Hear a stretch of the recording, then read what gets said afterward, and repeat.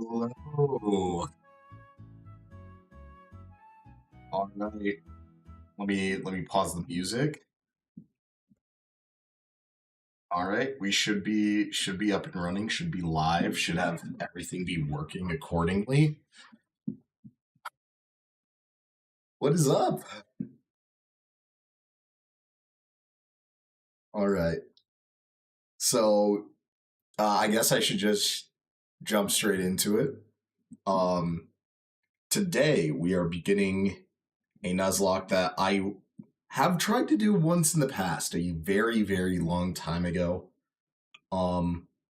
My second ever Pokemon Nuzlocke that I ever attempted. The VOD has since been wiped clean from this world. I have no idea where it's at. But I did try to do it once.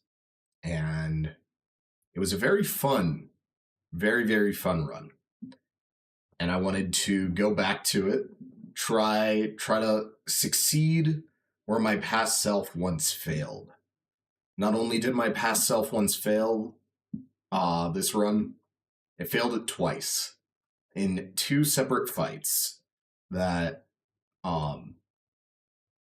when I get there, we hope to get past them. Once was against the final Colress fight, and the other was against the champion Iris fight. But today we are moving into Pokemon Black 2 with only single stage Pokemon. So this is a Nuzlocke. If you don't know what a Nuzlocke is, I'll explain the rules very, very quickly. Pretty much, if a Pokemon dies in battle, they're dead forever. So you try your hardest to keep them alive, is essentially what it is. And single stage Pokemon are Pokemon that have not evolved yet, like can't evolve, nor are in evolution. So something like the starter is not a single stage Pokemon. It might be a stage 1, but that's not single stage. They are different things, if that makes sense. So instead of something like a Tepig or an Oshawott or a Snivy, it would be maybe a Maractus, a Heatmor, and Basculin in terms of just typing. Now, single stage Pokemon, some of them are really, really strong. A lot of them are pretty weak, but it's because a lot of them can still be encountered somewhat early in most of their respective generations. And the Pokemon that you can find early enough is... Okay, Faust. That's funny. Yeah, but so there are a ton of single stage Pokemon that I will eventually be using through this run. Now, one of the Nuzlocke rules that I won't be applying for specifically this run, I'll talk about my day in a second, Faust. I want to get through real quick. A mini rules section. One of the main things, Pokemon. Oh my gosh, I just forgot. Give me a second. Rewind. Okay. One of the rules I will not be applying during this Nuzlocke is the one Pokemon per route rule. I will be catching all the available single stage Pokemon to me during this run because there really are not a lot. It is less than the total amount of routes in the game. However, I won't be catching more than the one that I get, as well as because of a quirk in Black and White 2, you're unable to get a single stage Pokemon until after the first gym. So I have slightly modified my game to be able to... It just switches out one of the starters with the first available Pokemon I would be able to find through or that's a single stage Pokemon, which is an Audino. So we will be having an Audino, however you want to say it, as our starter. And then from there, that'll be the only Pokemon I have for Gym 1. I believe Gym 2, I have 2 Pokemon. Gym 3, it might still only be 2, but I think it's 3. And then I know Gym 4, I'll have a couple. Gym 5, 6, 7, 8, I'll just continue getting more and more and more. But I will, for the early part of the game is definitely going to be the initial roadblock. Then there will be a slightly easier time in the mid game. End game will be very, very hard because I did try to do this run once, as said before, and that was 5.5 years ago now, I think. End of 2020, I think is when I tried this run last, and I lost it twice, and both were in very, very tough fights towards the end of the game. So this should be a very fun run. This is something I've wanted to go back to and try for a very long time.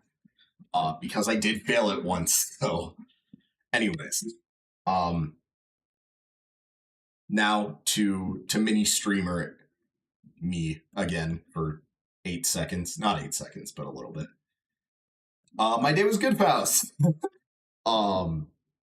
It was a lot more mellow and tamer than the rest of my week at work, so that's always nice, not feeling insanely stressed out. And I've been looking forward to being able to stream this. I am an hour and 15 minutes late to when I wanted to start this stream, but should be a good stream, I feel. I'm genuinely really excited to be able to start this, but let me just, I guess, get into the start of the run.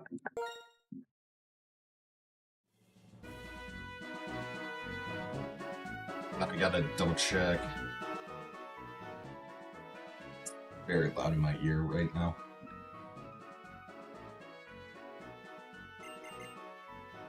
We also have it slightly modified to have faster text. It just instant pops so I can spam slightly faster through. Will be a boy for this run. I actually like the Black and White 2 boy a lot. Alright. We are Adion.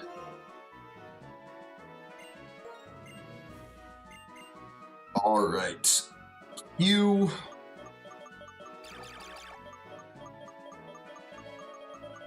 No.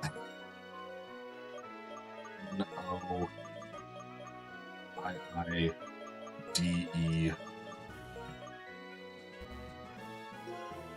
We go. Yeah.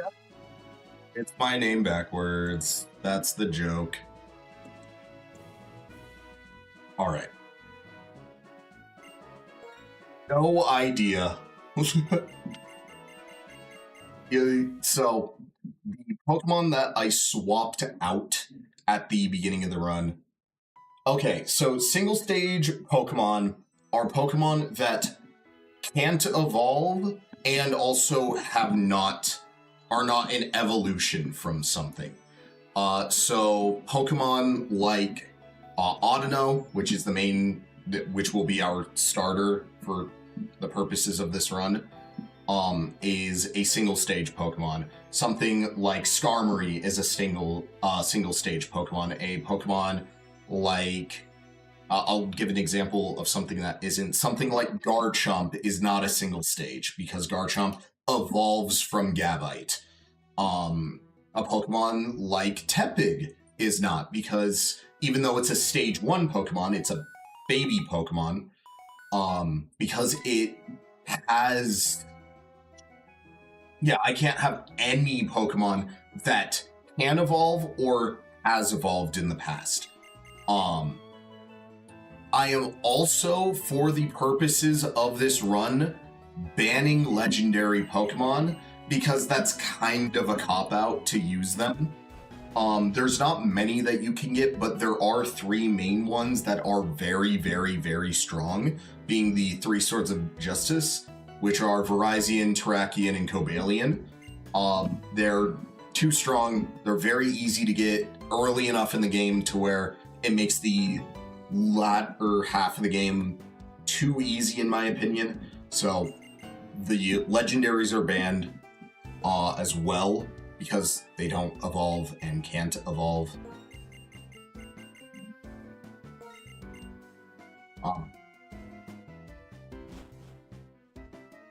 You are gonna use speed up.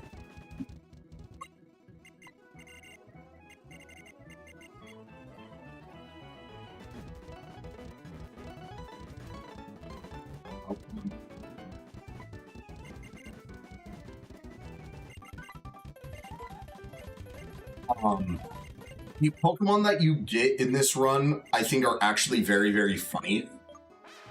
So, the Pokemon that I replaced, it is not Tepig. It is not Oshawott.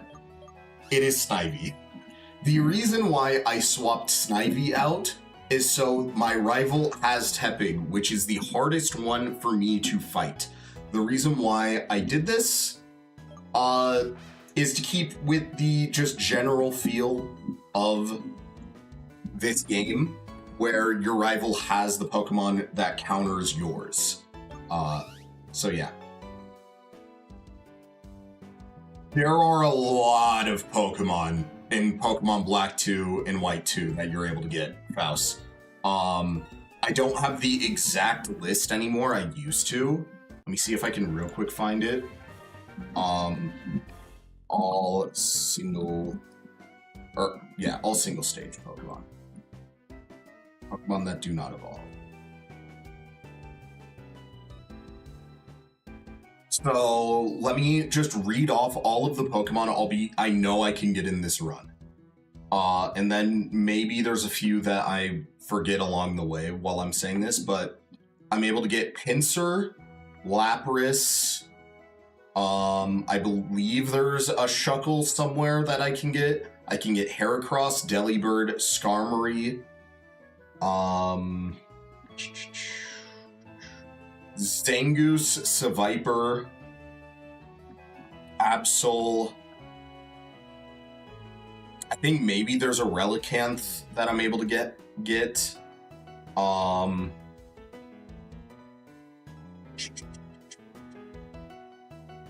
I don't know about any of the Gen 4 Mons, but I think there was 1 or 2. And then there is Audino, Throw and Sock, Maractus, Sigilyph, Emolga, Alomomola, Druddigon, Stunfisk, Buffalant, Heatmore, Durant. So let me see. There's 1, 2, 3, 4, 5, 6, 7, 8, 9, Cryogonal. 9, 10, 11, 12, 13, 14, 15, Tropius, 16, 17, 18, 19, 20, 21, there's at least 22 Pokemon that I'm able to get. And there might be more. So yeah, there's a fairly hefty amount that I'm able to get during this run. Now, the nicknaming scheme. We are gonna go with the same nickname scheme that I went all the way back during my first ever version of this run. Because again, I did try this run once, almost 6 years ago now. And the naming scheme for that were Pixar characters. And so we are starting with everyone's favorite Pixar mom, not Helen.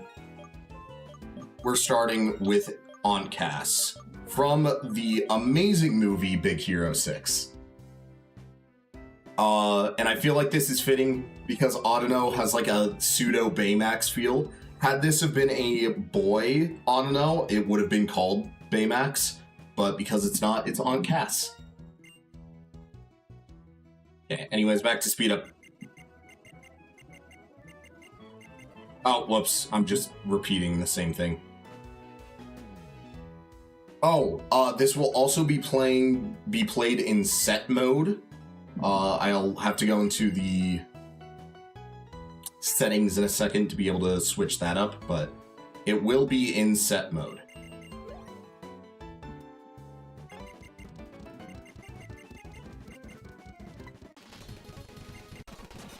Oh, Faust, I don't think you realize this is the MVP of the run.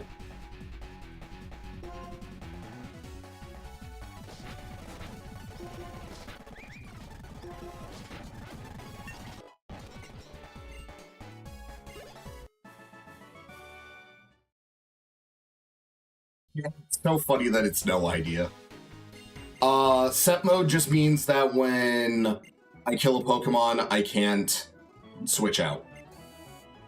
I have to manually switch my Pokemon out, instead of being able to switch as they're sending a Pokemon out. So let me just do that now. Yeah, shift lets you switch when your opponent sends in a new Pokemon, which is like how the base game plays. Set mode is like how online battles play, where they send in a Pokemon and then you have to actively choose to switch out your Pokemon the next turn and potentially get hit. That's the idea. And I would have forgot about that. But anyways, we are going to be using on Cass for a bit. Cass will be the only Pokemon that I have for a decent amount of time.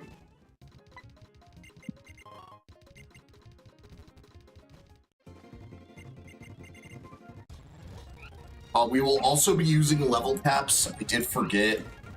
So let me... Pokemon Black 2 level caps. Okay. The current level cap... Oh my gosh, that's gonna annoy me. Get out, get out.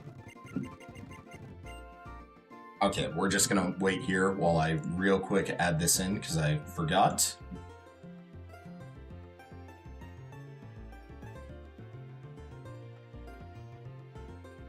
Where's that scene?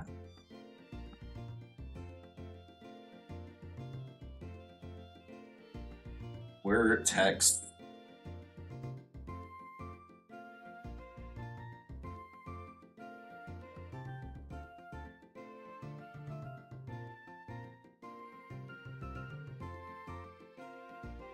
All right. The level cap is 13. I cannot increase Audino's level past 13 until the start of the gym battle. Specifically against Cheren, not any of the gym trainers. Just to make it clear. Anyways. We will not be able to catch a lot of Pokemon in the early game. As a matter of fact, Gym 1 will just be Cass.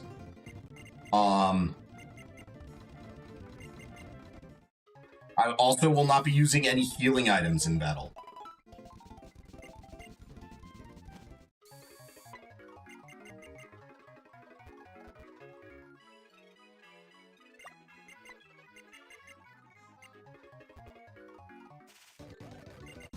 Okay, first fight. Guy with the Patrat. First, like, real fight, I guess, then the rival fight.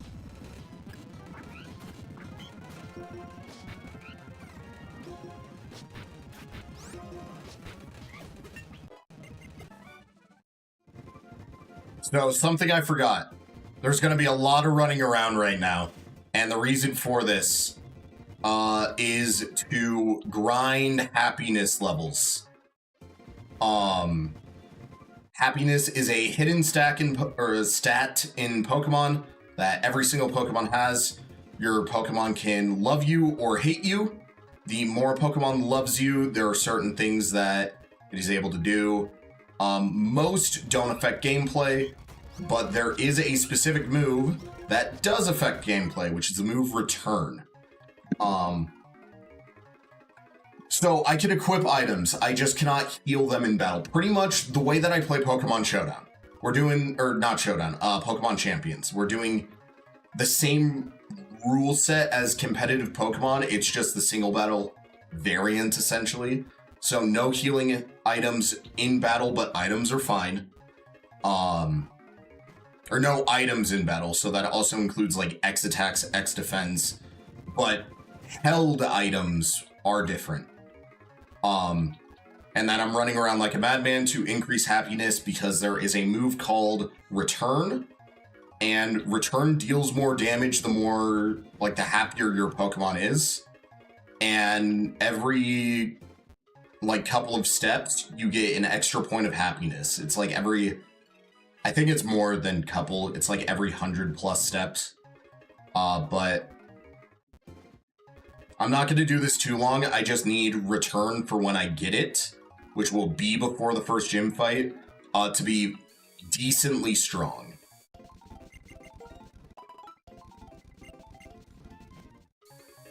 So, probably good here to just continue on now.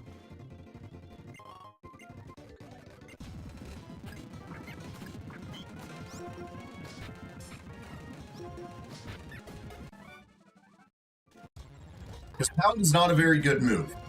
Pound is a 40 base power, 100% accurate move with no secondary effect.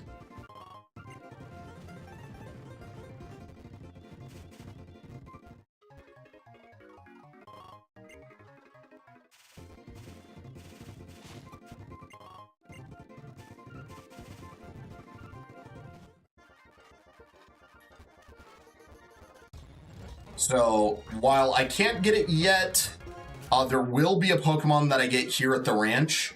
It's just due to a gameplay quirk of this generation. It is not currently here. So. Okay. New rival fight. It's a very easy fight. Because Audino is much bulkier than the Pokemon I'm fighting here are.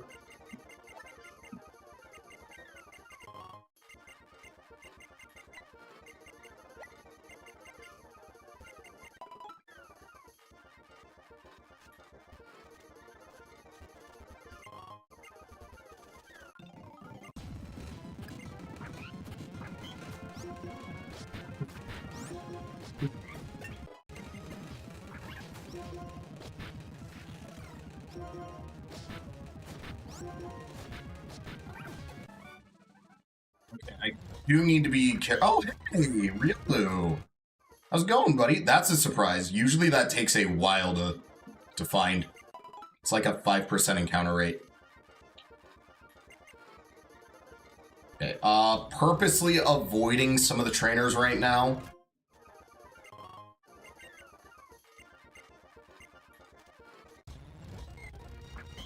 Hi, Azurill.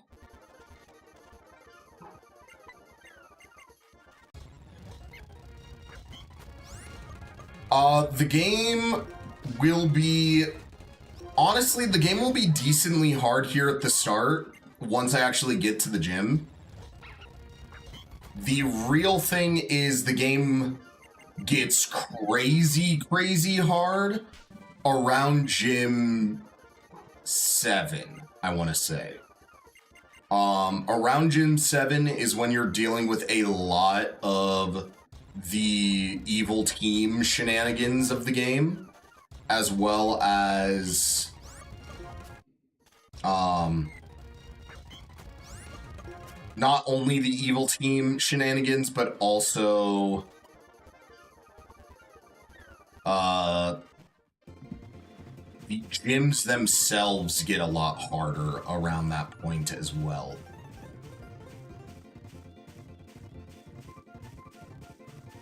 Okay, I don't know where that hidden item is.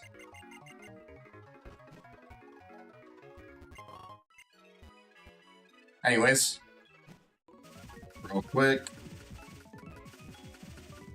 Yay, event spot! If you have a Keldeo, you can bring it here and you get a special form for it that does literally nothing. But yeah, little hidden event spot over there.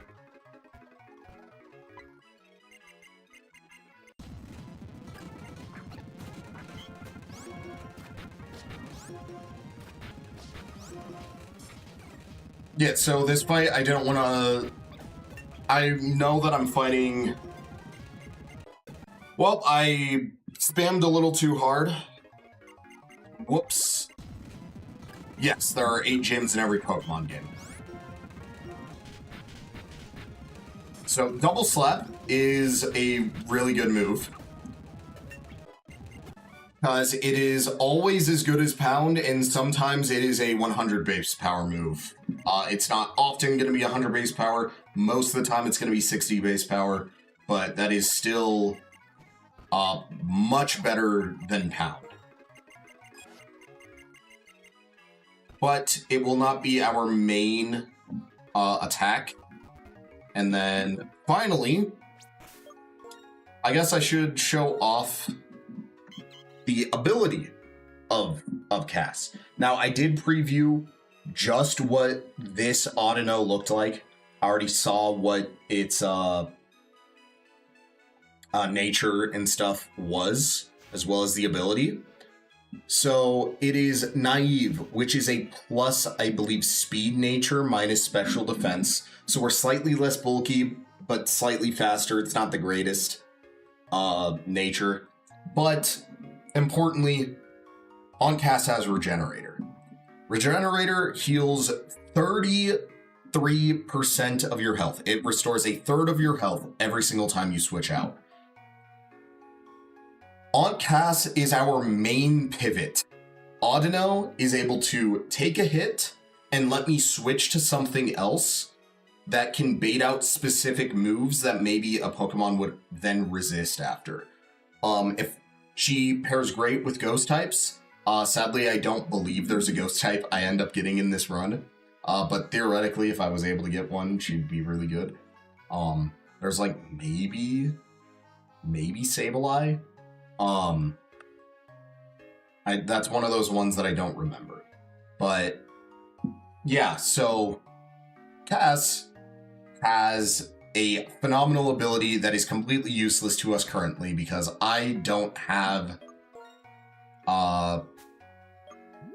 whatever it's called. Now, annoyingly, we only have Frustration right now, so I did forget we are not able to use the stronger attack going into this gym fight. But we do get some Oran Berries, which will help this gym fight. Because the Cheren fight actually can be very scary, I'm not gonna lie.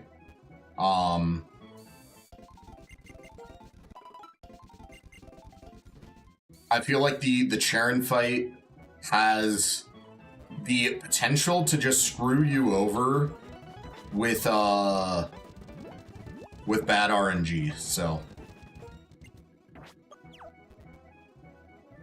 But with an Oran Berry, it's pretty easy to get through this. So before I can face Cheren here, I need to beat his 2 gym trainers. First is this kid with, I believe it's 2 Patrats, or maybe it's a Patrat and a Lillipup. Okay, Patrat and Lillipup. Now, annoyingly, I got rid of Pound, which I did not mean to do earlier. I was just spamming the X button too quickly. So if I don't beat Cheren within a certain amount of attacks, might be screwed, but whoops, let me just... Oh no, the Forbidden Mouse. So we are going to teach Audino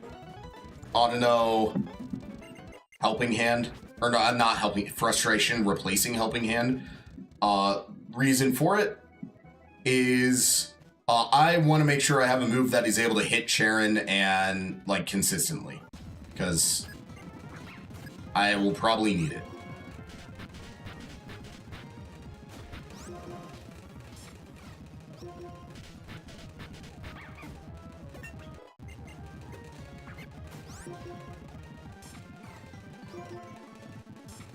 See, this is why things get scary, because I miss double slap multiple times as they leer me down to -4. Okay. So I am able to challenge Cheren, but before I do, I'm gonna just grind the last level.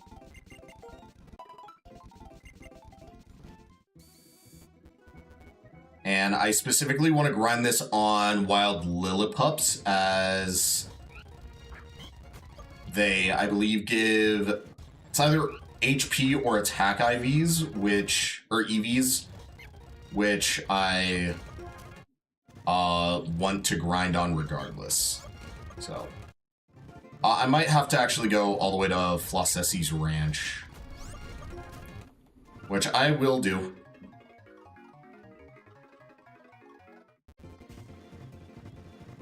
I could also grind on Sewaddle in the grass here,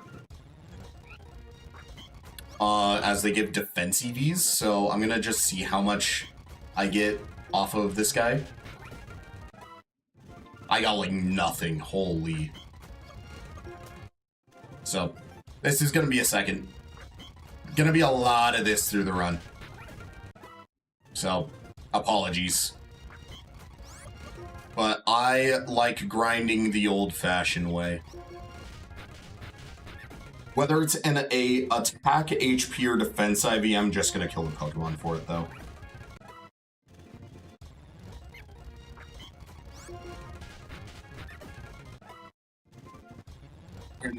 EVs are just a fancy way of saying killing certain Pokemon makes certain stats go up better than others. I'm purposely not caring about the Purloin because it gives speed EVs and Audino is too slow for speed EVs to really matter on her.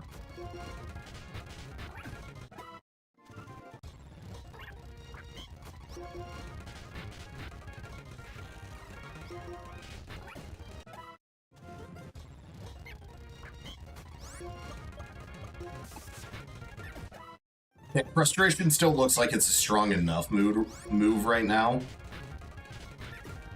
It's at least stronger than 2 double slaps.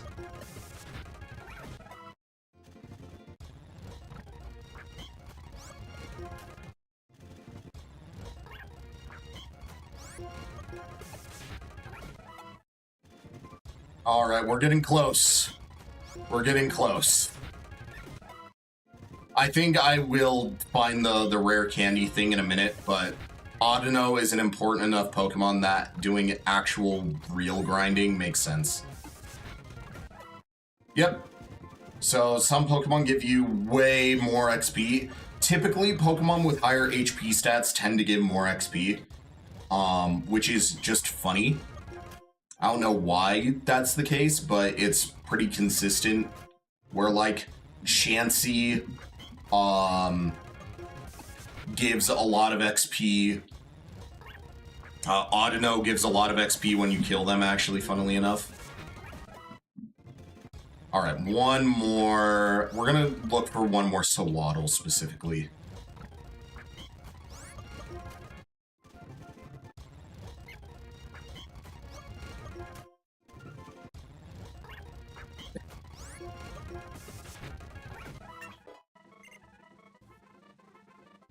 Okay, 52 HP, 31 defense, 25 special defense, 24 attack. Looks pretty good to me. I'm just gonna heal here, so you can do that. And then, because I'm now at level 13, that's like sort of the idea, but I'll just put it this way. A lot of Pokemon very easy to one-hit KO with high HP stats because they typically have one bad defensive stat. So like Chansey, for example, while it has a special defense stat of 100 and an HP stat of 250, it has a defense stat of 5. So you can sneeze on it with a physical move, and Chansey often is not able to take more than like 2 or 3 physical hits, just because of how massive of a gap, I guess, between its physical and special defense. Alright, our first gym battle. Just as this is your first gym challenge, this is my first Pokemon battle as a gym leader. Let's both do our best and have a battle we can be proud of.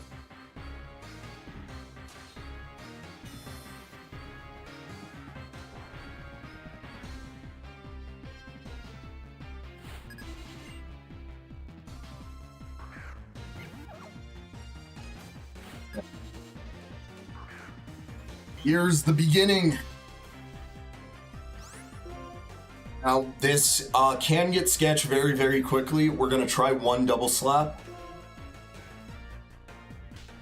Yep, we get the 1, 2, 3, 4. All right, a 4 is great. 4 is amazing. Cheren likely going to heal here, so I do want to see how much roughly we're doing with frustration to know if it's on average going to be better. So there's the heal. Here's frustration. So on average, I feel like that's probably better than double slap. It's about the same as a 3-hit double slap. So probably good to just spam frustration into Lillipup. Because Lillipup is the real problem, because after a workup or two, this Pokemon can start dealing some pretty devastating damage. There's the first one. I don't want to risk a double slap miss either. And a 2-hit double slap will just do less damage than frustration right now. So there's number 2. Here's number 3.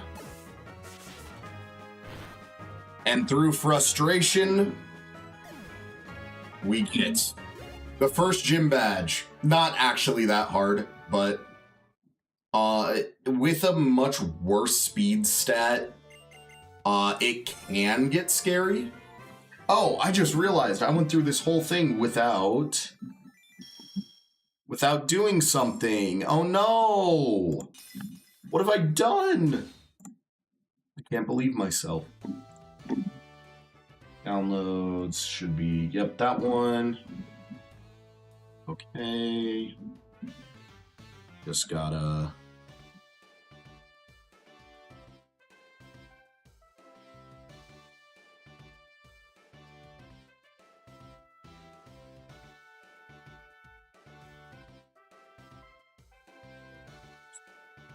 bring that below...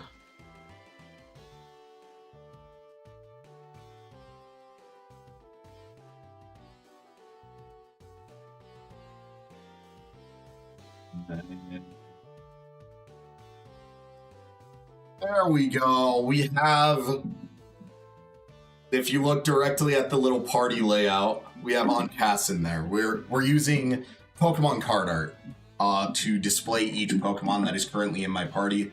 I forgot to do that earlier. I'm not going to show my badge count because I think that just clutters the screen and doesn't really add anything interesting to like how I'm actually doing anything. So are going to leave that without anything, but... and now we have Work Up. Work Up, great move. It is one of the only boosting moves that you get access to for a significant part of the game. And will be slightly abused.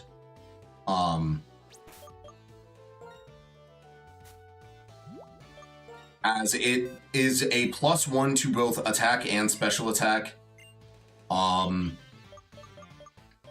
It's very good over Growl. And then we very quickly will just get our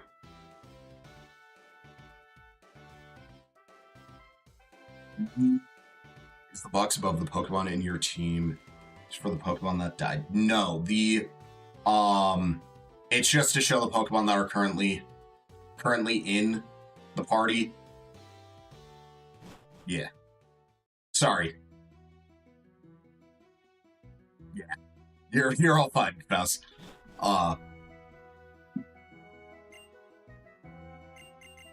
Anyways, we don't care about the exposition. There's Return. Forgot that it was after after talking with Bianca.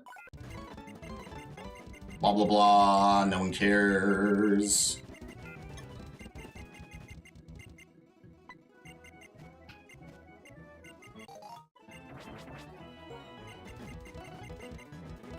All right. So now we have the C gear. It is completely. Faust, I have to say the timing of you saying stuff is really funny right now. No, there is technically a screen down here. And look, I can mess around with it. Ooh.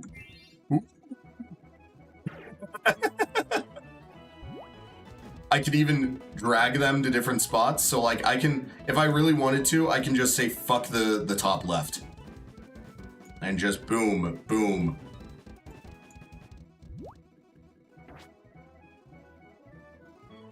That's actually gonna bother me if it's like that, so.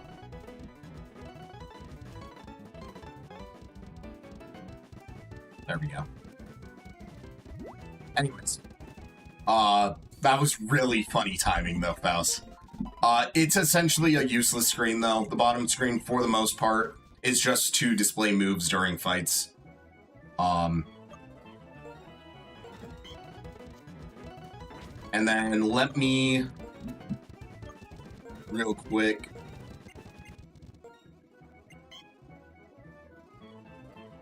We now replace Frustration, as Frustration very quickly does next to no damage. Return is very likely our strongest move currently. And then the level cap, let me not forget about that bad boy, is moving from level 13 to, I believe, level 18, but let me just double check. Yep, level 18 will be our new level cap. Oh my gosh, please.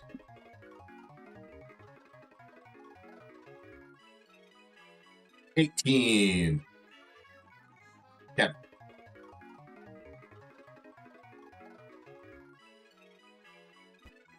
I will now be able to get my next Pokemon,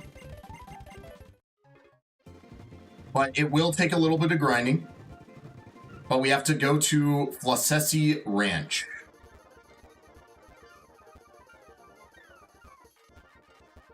And I have to specifically wait for the Shaking Grass.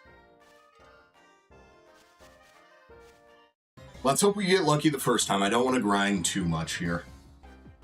Nope. So, if I see Audino, I just back away.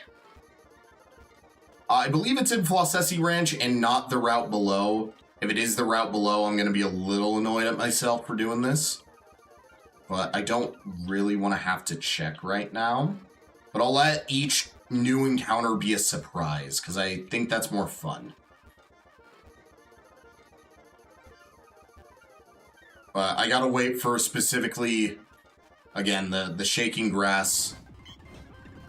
Once again, we get an Audino.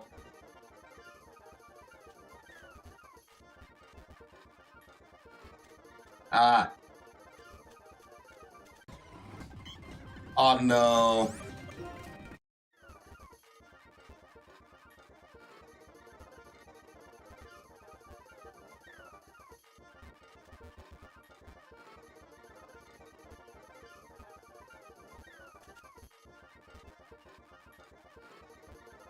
Eventually, we'll get there. Okay, that's one. Nope. maybe we try our luck with these patches.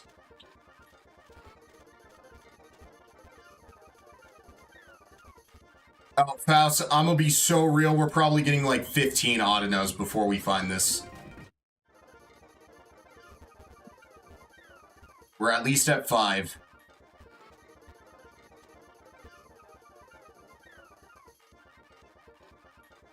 I might have to check the encounter rate. It's a very low chance to find the Pokemon.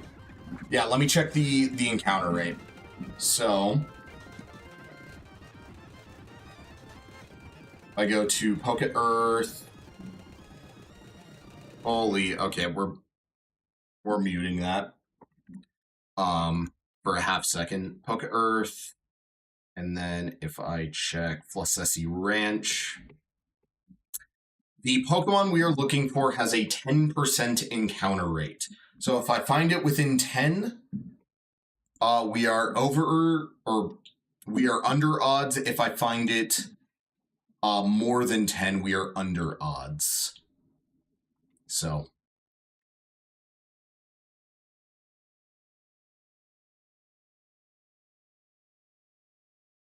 Nope. While this happens,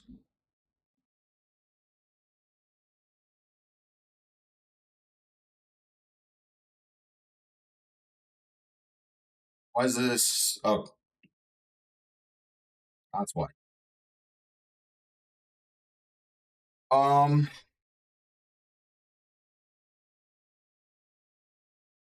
I'm gonna just mute my normal in-game audio because it is very distracting.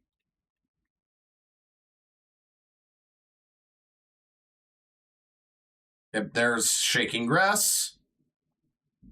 Still nothing.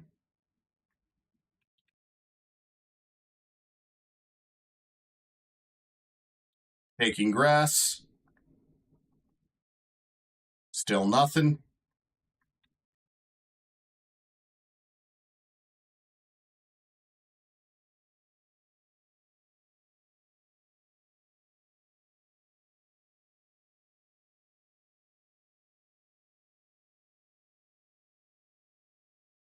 All right, we're making a bet.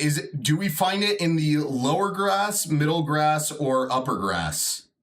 I guess upper grass for this one. Still an Audino. But the encounter we're looking for, which set of 3 do we think is going to be? Low, up, or mid? We're making the Guilty Gear Gambit right now.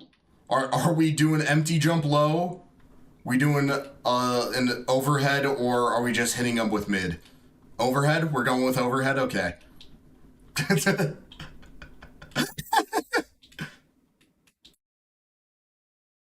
Okay, we got one mid. Is it it? It is not it. We're lucky. I'm feeling like it's going to be a low, personally.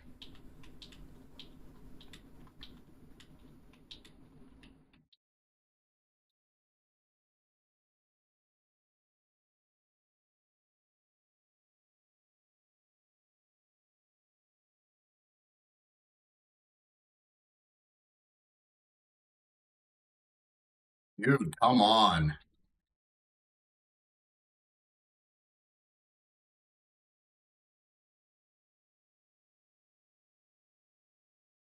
Well, the JD safe jump is a mid, actually, Faust. At least the JD portion of it. Maybe it's got to be a mid to... Oh, it's the special one. Do we get it with the special one, or were we completely wrong with the grass we picked? We're going in slow. I feel like this is it.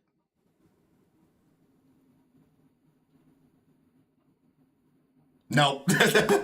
Still just an Audino. We're fine. It's not the special.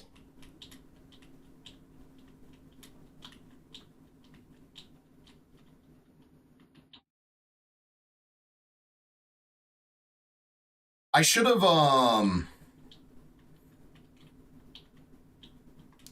What I should have done is find the thing that auto shakes grass.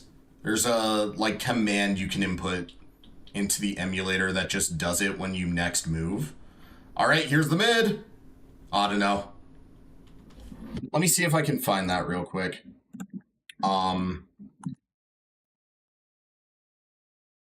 Shaking grass Pokemon Black 2 cheat.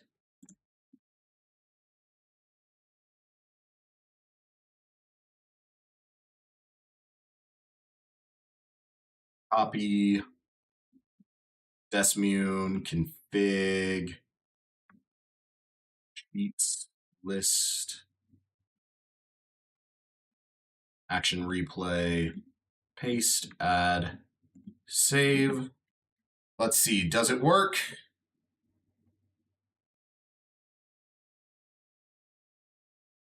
Doesn't look like it's working.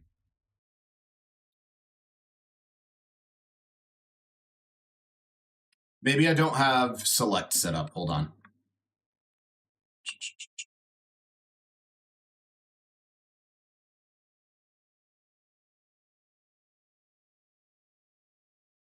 Not that one. Where's control? Control config.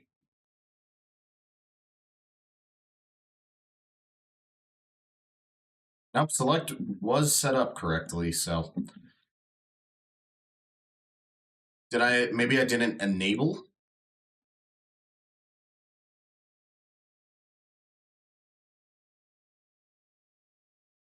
No, should be working. Just not. Okay. Another Audino.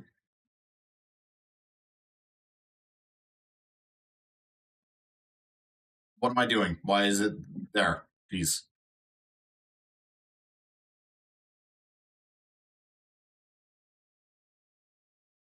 Spaz out. It will get it eventually. It's not even a good Pokemon, but I need it for the next gym. Like, genuinely, Cass cannot beat the next gym. It is literally up to the next encounter to be able to do it. Oh, come on, there.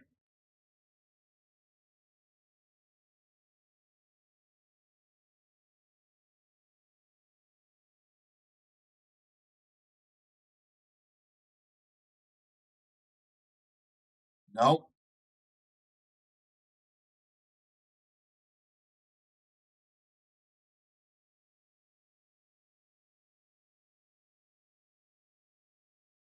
Nope.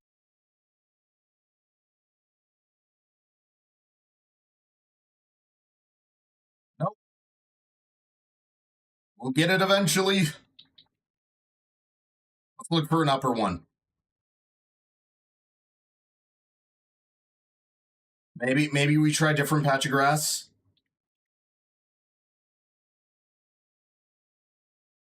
Let's go back to the penis one. Look, not actually, but like sorta.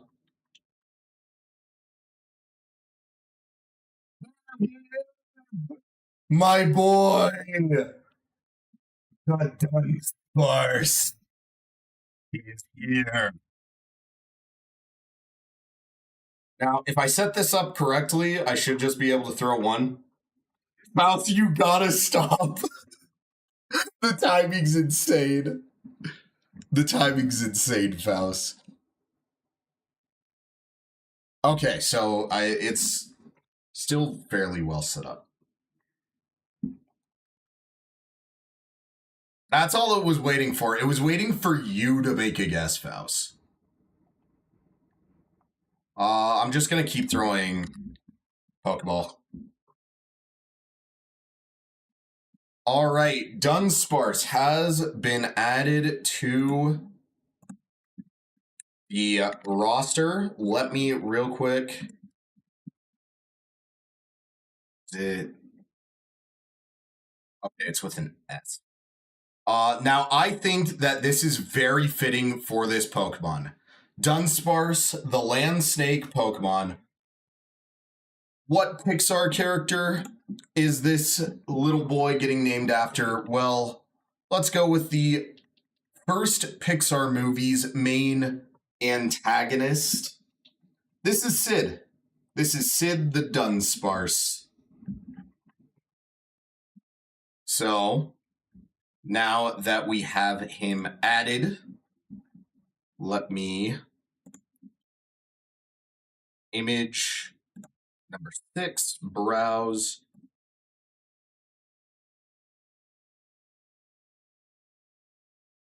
This one's very cute, by the way.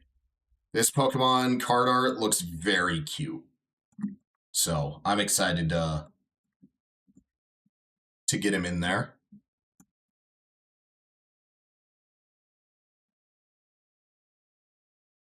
Probably about there.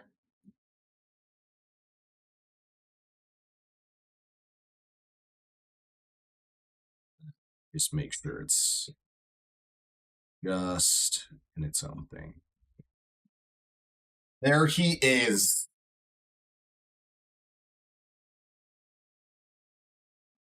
I'm not the no idea team. It's the rival who's the no idea team. All right. Let's see here. Let's jump to a different Pokemon playlist.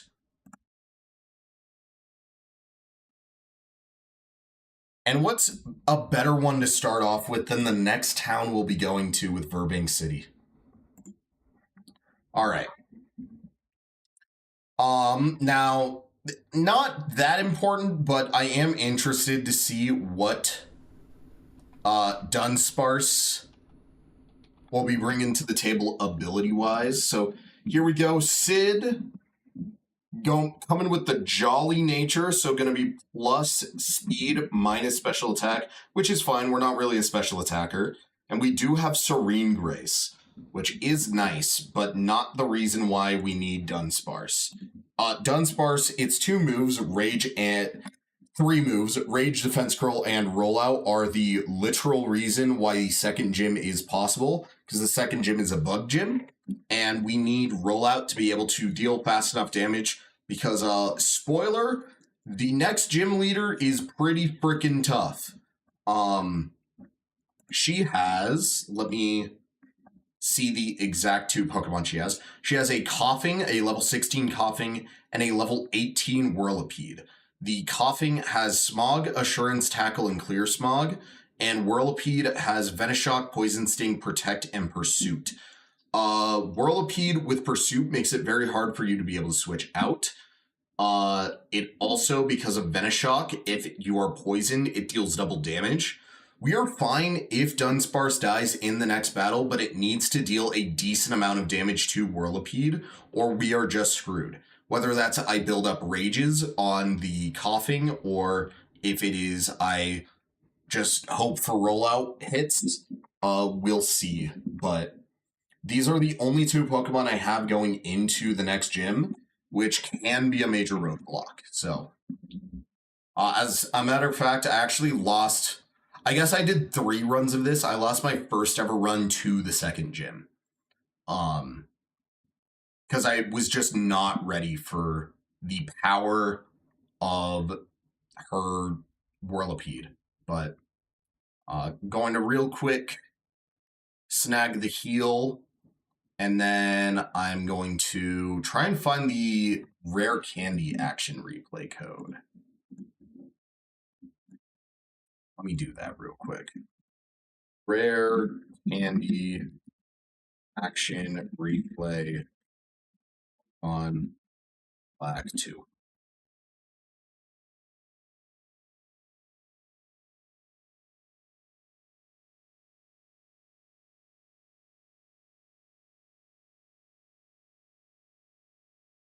Where is it? Where is it? Where is it? Where is it? Unlimited rare candies. There we go. Copy. This is just to save time on grinding. That's all I'm doing.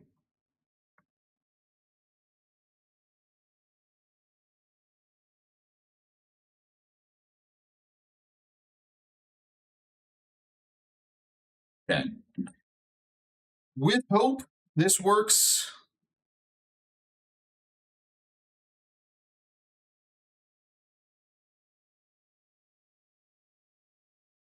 There we go. Did indeed work. Okay.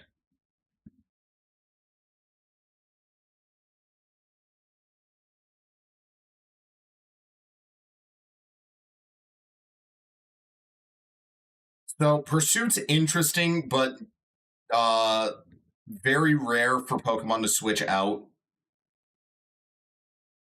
So, and then Screech is also interesting, where I could actually use this pretty effectively if I was planning on using Dunsparce for later. Yes, Faust, sorry, I forgot to mention. Rollout does deal more damage every time you use it, but you're also locked into using it for 5 turns. So it doubles damage every time you use it. It starts off at 30 base power. Second time you use it, it's at 60. Third time is at 120. Fourth time is at 240. And then the fifth time and the final time you use it, it is a 480 base power move, which is essentially a nuke. But at 90% accuracy, it is not uncommon to miss the fourth or fifth one typically. So it's a somewhat unreliable move because of this 90% accuracy. We're not going to be using Screech though. And then just going to boost them up one more level each right now. I could probably get them to level 17, but again, I need to fight gym trainers and a few other things, so I don't want to go too high right now.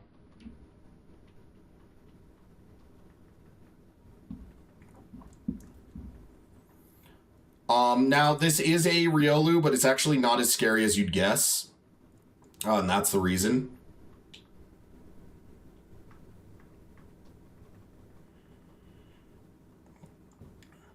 Okay, we do have Pecha Berries for the next gym, which will help, genuinely will help going into the next gym, as again it is a the rare candies you have are the bonus of the premium edition. Yeah. But as you can see, Return is a nuke currently, where Frustration was not doing even half. I'm now one-shotting with Return. Because my Audino is very likely near or at max happiness right now. So it just is a nuke. Okay. X-Transceiver, blah, blah, blah. Hello, Roxy, one of my favorite gym leaders.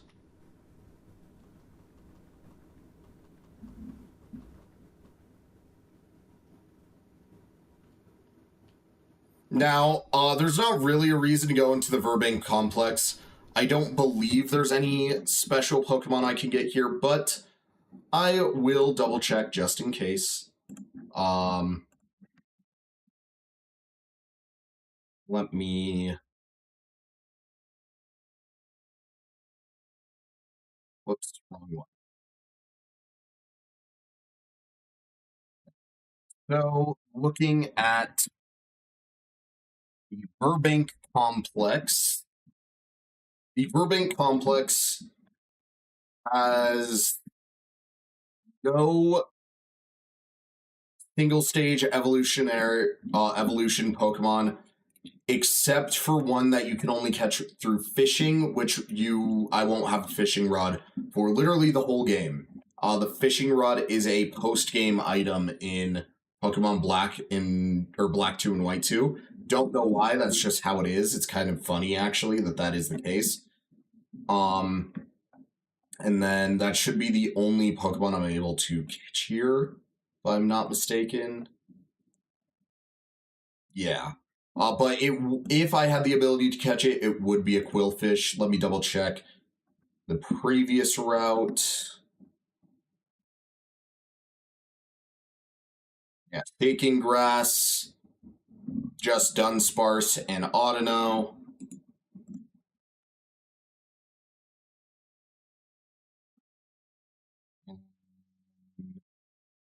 Already checked Fossessi Ranch. So, yeah, these are the only 2 Pokemon I currently have access to. So, not really a reason to go through this area besides for maybe an item or 2, but nothing of value, I would say, is being lost by ignoring it. Also, shoutouts to Clyde. Okay. Here we go. Our first gym trainer. We're actually going to, before I do that, couple more moves. Not gonna learn Attract. It's not reliable. We'll put them both at level 16 right now. And then Yawn is amazing. So Yawn will be replacing Spite. It will be a move that I use in this fight. Or these fights, I guess. So let me just real quick showcase the damage of Return. And then let me showcase the damage of Double Slap. That is the difference of what we're working with right now.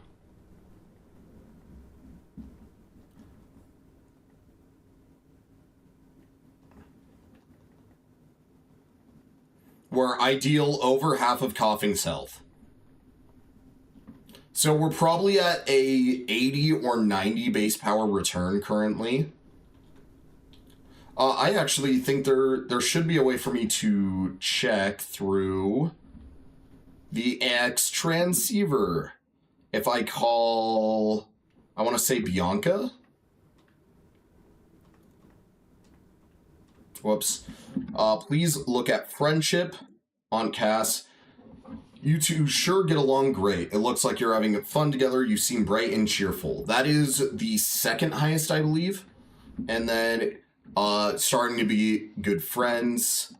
So yeah, we're already decently happy with Audino.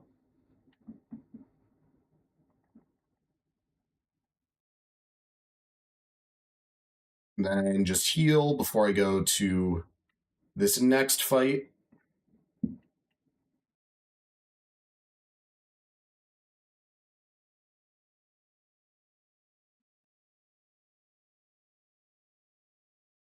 Again, just showing off Double Slap. That was a 5-hit Double Slap. I'm gonna be doing the gym fights with sound. Oh, I just realized I turned off my desktop audio. I've had music on this whole time. I'm so sorry, Faust. I did the me thing again where I forgot to turn on my audio. Whoops. But yeah, Return's a busted move.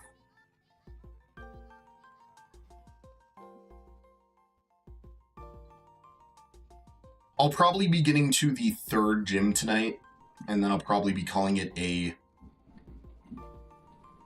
decent enough ending there for today. But okay.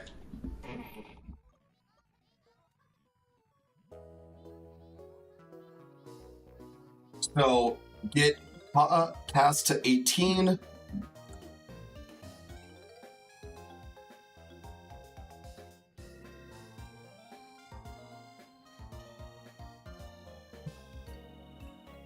So, for the second gym, let me not forget. Go to the berry area. Pecha Berry on you. Pecha Berry on you. Switch you two out with each other. All right. Second gym time.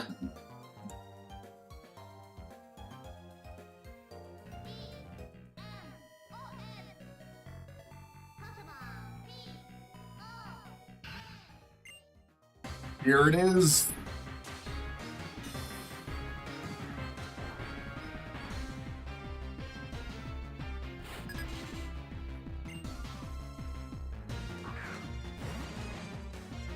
So, the lead is a level 16 Coughing. So, leading with level 18 Sid here. First thing that we want to do is click Yawn. We are faster than Coughing, which is something of note. And they're going to tackle. Not going to do a whole lot. We defense curl once, because if you defense curl and then roll out already starts off at 60 base power instead of 30 base power, I believe. So we're already... Essentially, we're making the damage that much higher, that much faster. So we have rollout number 1. It's in God's hands now. Rollout 2, and we hit. So likely gonna see a heal here. Yep. If we hit rollout 3, it KOs. Okay, that's rollout 3. Rollout 4 will KO Whirlipede. So we're hoping for rollout 4 to just take it here. There's Venoshock. It is faster. That's why we had the Pecha Berry to not get poisoned. Rollout 4, and it hits. And that's gym number 2 down, baby. Dunsparce has done his job. Maybe we see one more rollout sweep into the 3rd gym. But that is the power of the Sparse, baby. Sid, you might make some crazy looking shit in Toy Story, but you're a hero in my heart.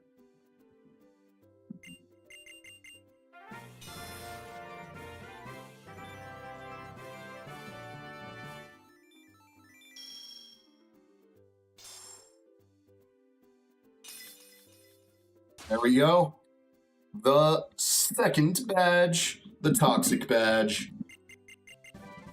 And I get Venoshock, which, not really going to be useful for this run. It's not like workup, so. Yes, the thing is, though, Faust, if I miss any one of those rollouts,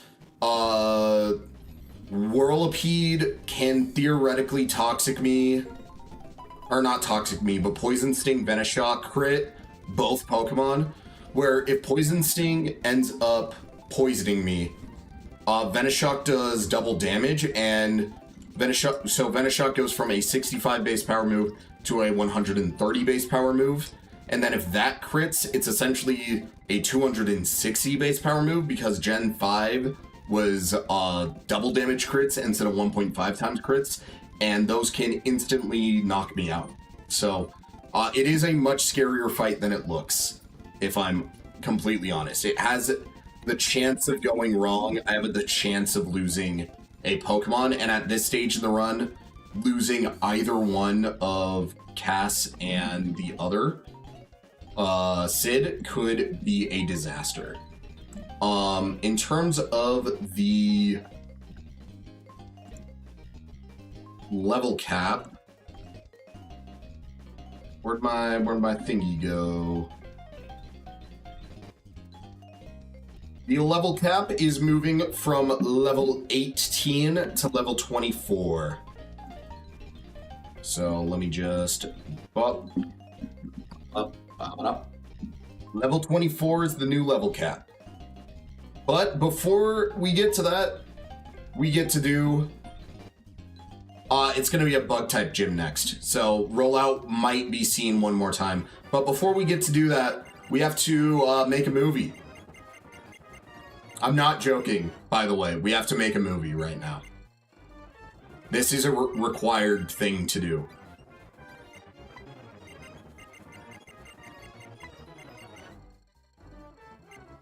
Not only do we have to make a movie, we have to watch a movie. All right, here we go. It's Riolu, man. All right, there's Bryson, man. He sends out the Poniard. Riolu's in. Who are you? I'm not meant to do bad things. Force Palm. It kills. Volabi comes in. What am I meant to do now? I'm scared. Uses air slash and I'm dead.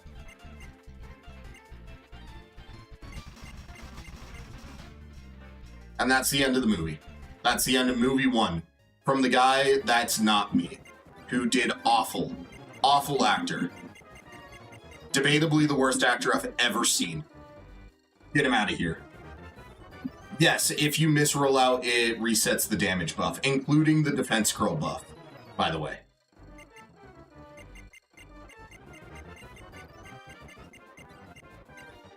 Alright. Bryson, the former 7th gym leader of Pokemon Black and White, is now just a movie star. Also not making that up. Alright, and let's go. Bryson Man. Force Palm. Bring it on. Well, we're remaking the movie, essentially. It's more like a tryout shoot.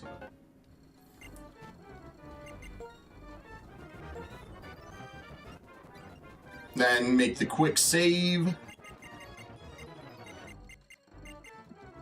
And theoretically, I don't even have to watch my movie. I could just leave, but we gotta watch the movie. It's gotta happen. Bryson, man. All right. A place of never-ending smiles. Yeah, no one cares about the first part. However, it's darkest just before the dawn. A hero has appeared on the scene, and that hero's name is the Riolu Kid.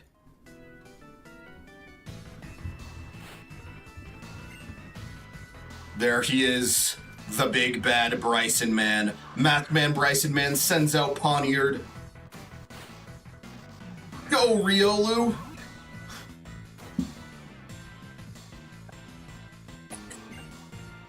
Destroy everything in this amusement park. Hold it right there. Who are you?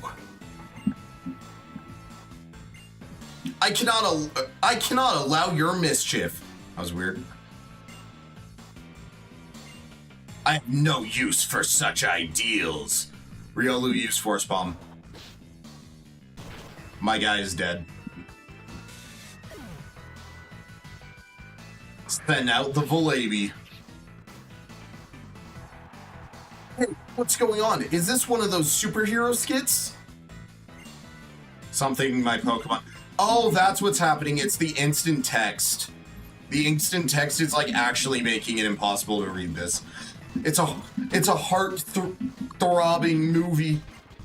Blah, blah, blah. Do your best. Blah. I'm the Riolu Kid. I love the Riolu Kid. Alas, the Riolu Kid. Fight on the Riolu Kid. Riolu Kid. The greatest movie of our time. Chills. Anyways, shoutouts to this guy. Huge fan of my work. Gives me lemonades for free. If you ever are struggling for money in Pokemon Black 2 and White 2, literally just remake this movie like 80 fucking times and you'll get an insane amount of money.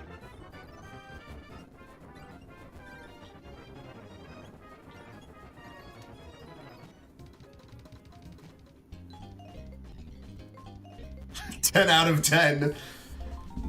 The one shot, so important to a thrilling movie. Alright. I was genuinely was gonna voice act the whole thing, but... Okay, Team Plasma, blah blah blah. Here we're just gonna click Rage.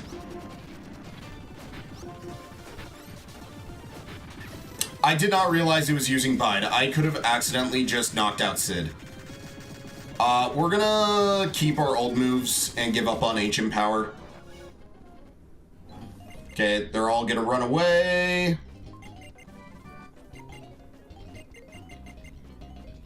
I will say this, there will be exactly one Pokemon in my party that is not going to exactly follow the rules, because it is going to be the HM Mule.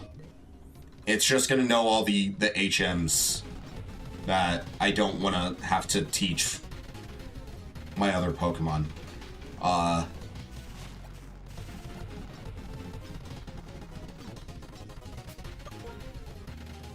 So let's switch over to Cass, give her some spotlight.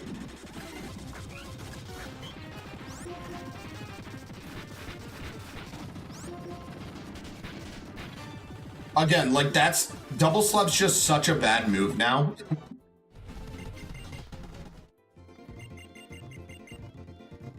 I think Double Slap's even less damage than I was thinking. I think it's 15 base power per hit. So it's worse than Pound a lot of the time. Yeah, literally I beat the second gym in some movie. Scout is like, hey, you want to star in this, kid? And then forces you to watch a aspiring actor to completely and utterly fail. Anyways, we made it to the big city. Holy, the big city. My dreams have finally come true, Castelia City. Anyways. Blah, blah, blah.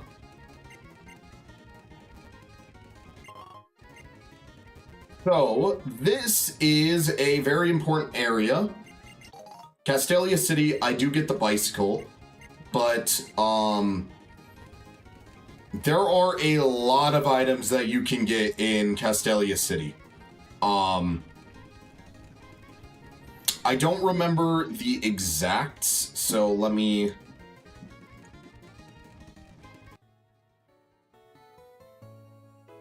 real quick look at the item listings for Castelia City. So, open that in a new link. Castelia City, in Black 2 and White 2, is able to give you the EXP share, the Miracle Seed, the Charcoal, and the Mystic Water. All at the Battle Company, as well as the Scope Lens, which sometimes, it's not like a super useful item, but occasionally is nice. And then blah, blah, blah.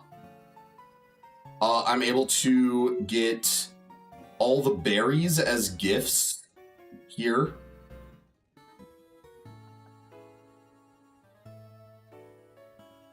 Keep rolling. There's something important that I'm missing right now.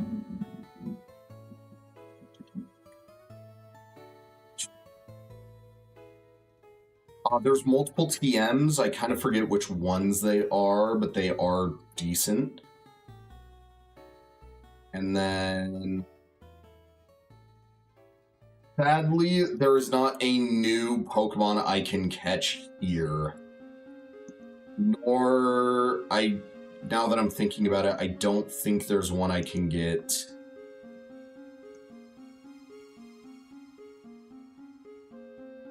At all.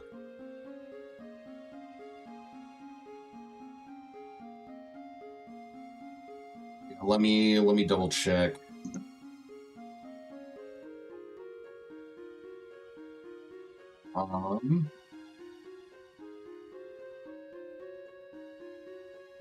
Route 4 and Black 2. I don't think there's anything I can get.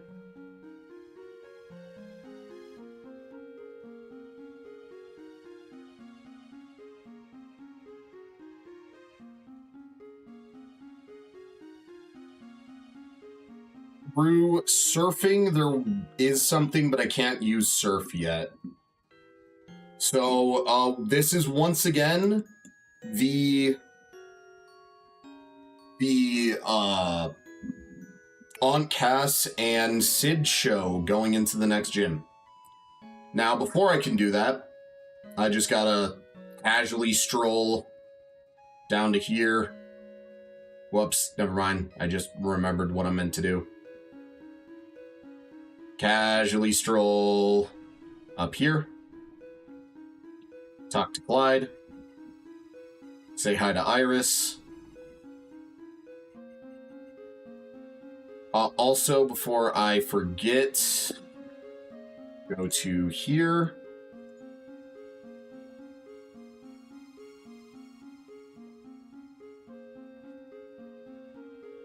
And then also, I actually want to do that. And now we have the bike.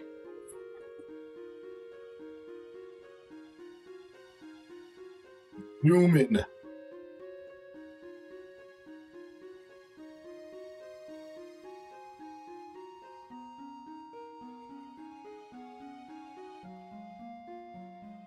All right.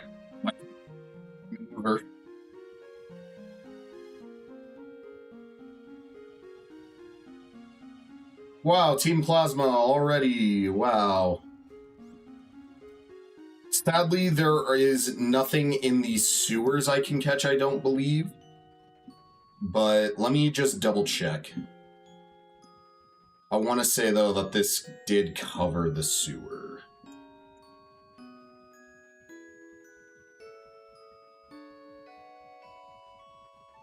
Castelia Park, blah, blah, blah. Oh, no, it did not cover the sewer. Hold on. Hold on, I might have lied. We might have a potential encounter. Not looking like it. Is there anything in Relic Passage? This would be the only other one I could get into. No, there is not. Okay. So yes, I still only have these two.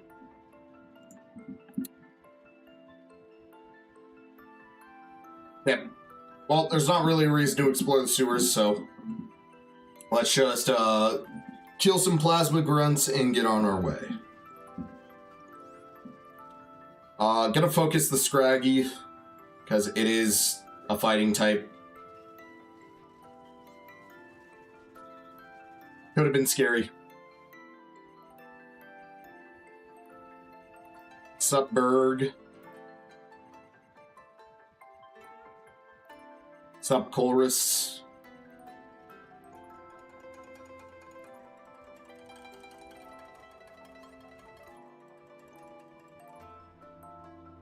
And then just run through everything.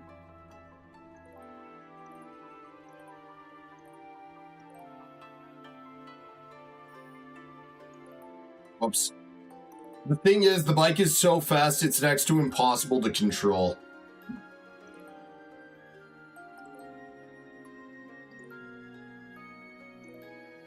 Alright. Third gym. Probably one of the coolest looking gyms in the game, by the way.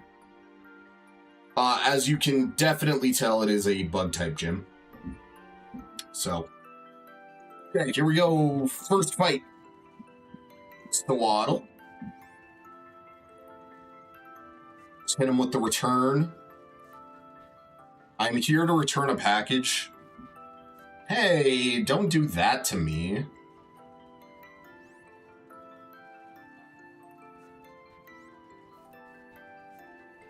Here we go. What I am gonna do... Also, something I forgot to mention. Items are fine outside of battle. It's just in battle I can't use, like, a potion.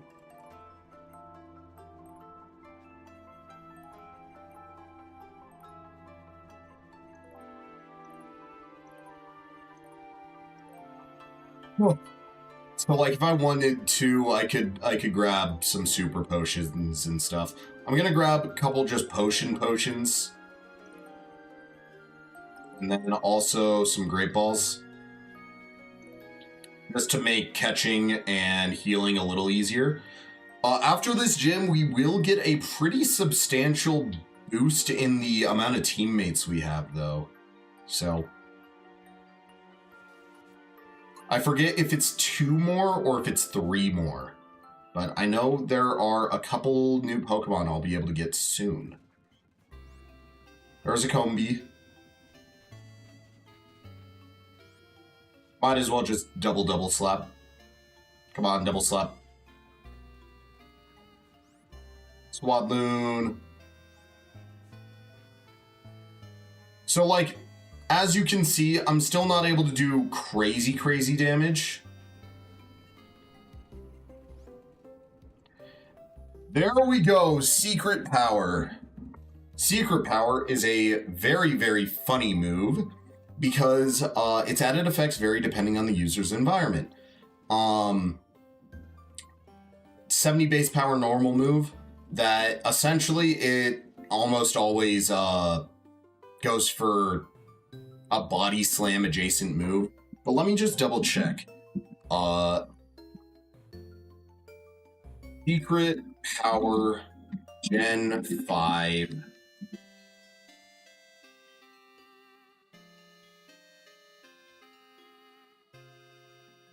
So, indoors, which is what we will be using this primarily in, has a 30% chance to cause paralysis.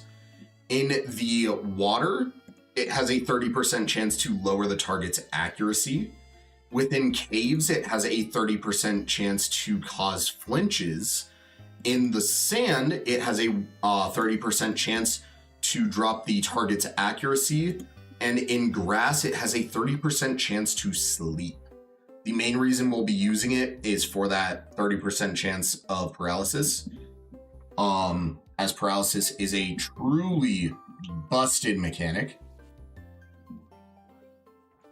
Let me real quick, because the level cap is level 24, gonna boost these guys up to level 22 to just better take on the gym trainers. Takedown is better than Rage in practically every version, so like time I'd be using either one. So I am gonna real quick snag that. Heal up Cass. There we go.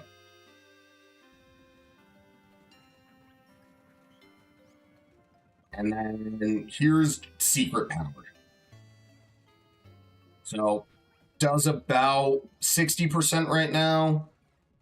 Let's see, Combee at one-shots. And then Dwebble, not a ton. So, okay, Return is almost certainly hitting for full now, because it's dealing way more damage than Secret Power.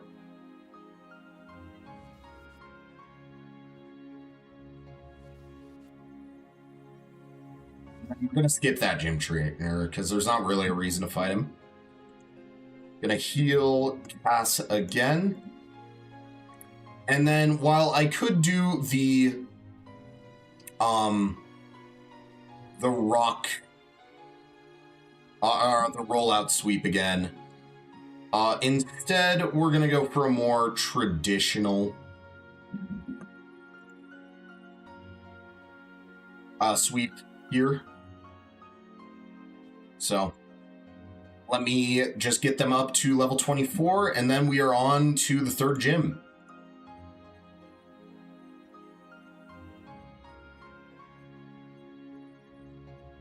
Okay, level 24. All right, third gym leader time. Let me just real quick, just audio.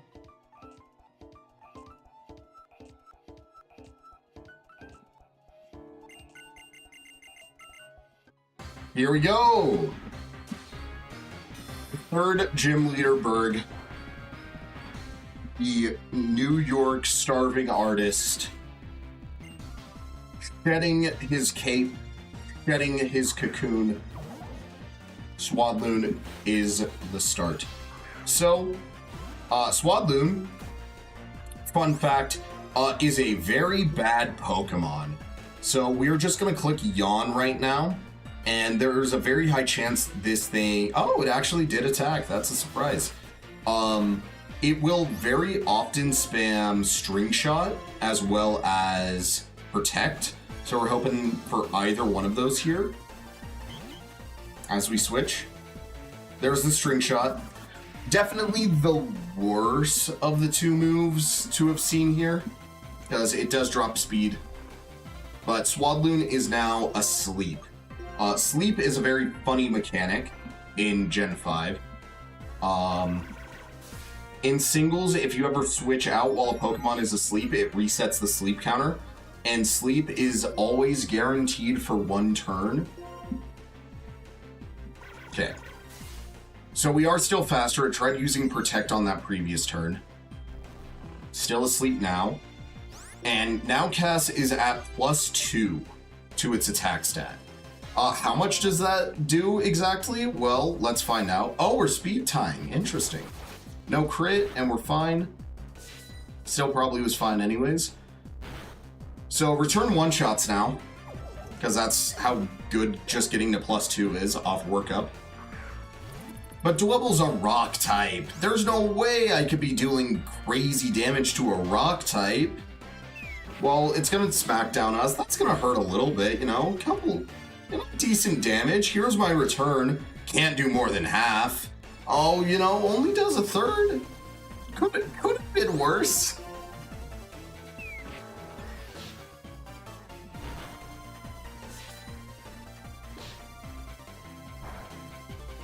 And then here, it's going to heal.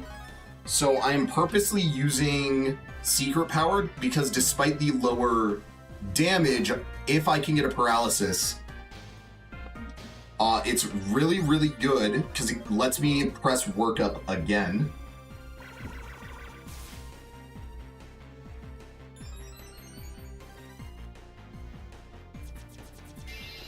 And then they try to Rock Polish to outspeed me again, which does double their speed, but in Gen 4, Paralysis also cuts their speed by 1/4. So they'd have to Rock Polish every single time to outspeed me right now.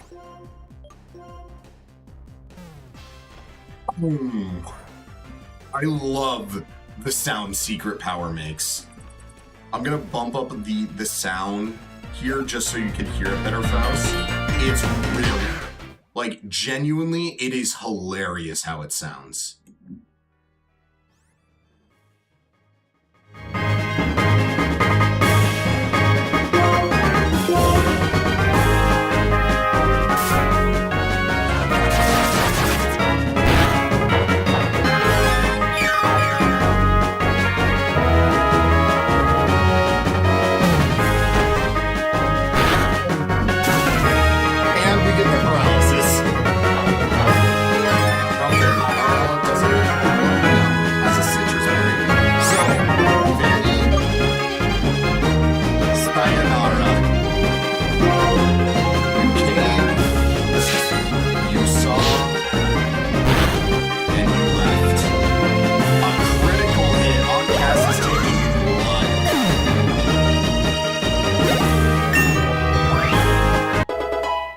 Anyways.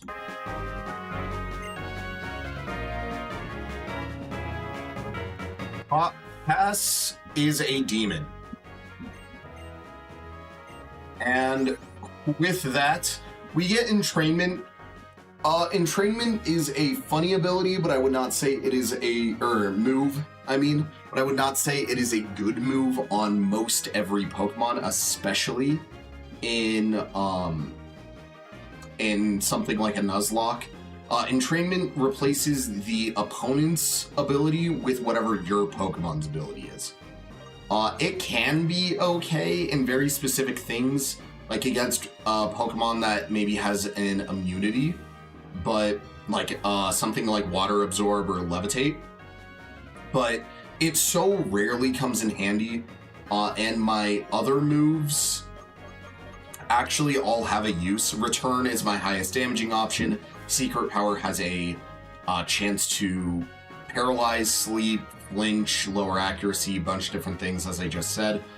Workup is my only boosting option currently available to me, and Refresh is really good for fights where I can get paralyzed or poisoned or burned on Cass, especially since switching out Cass heals Cass up, which we haven't had to use yet, but we eventually will need to use, so Refresh is great, Workup's great, Secret Power and Return are great. Eventually, we'll probably be switching up some of Cass's moves, but again, Entrainment just is not it. Changing the ability of an opponent is just not that useful, so we will be giving up on Entrainment.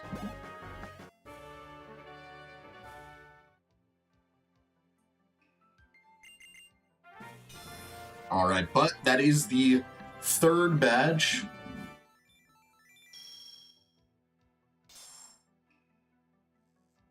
We might be able to get to the fourth badge tonight.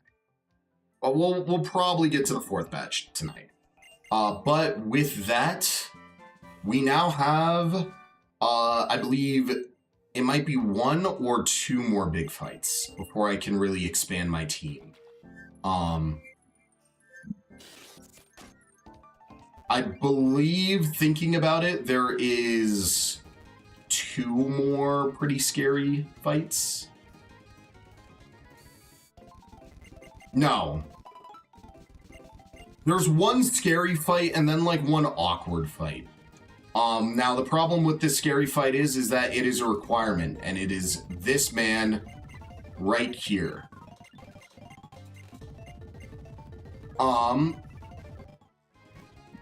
Let me double check the level cap. Also, let me change the audio mixing again.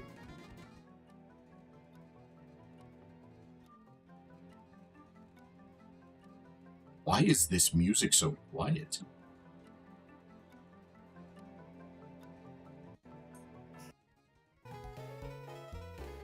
Let me see here. Let's do this playlist.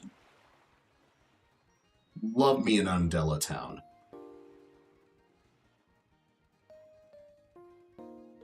As for the next gym leader for the level cap, it will be level 30. And it will be an electric type gym leader. So, level 30 is the level cap now. And the electric type gym leader is genuinely pretty terrifying, I'm not gonna lie. They can deal damage very, very quickly, and you do not have a lot of options to deal with her very well. And I have even less options, as normally this would be the point in time where you catch yourself a ground type Pokemon. I won't have access to that. There is not a single ground type that I can catch at this point. I don't even think there is a ground type I can catch, period, if I'm not mistaken. Or no, there is one, but it's way later in the game. And even then, it might be restricted to the post-game.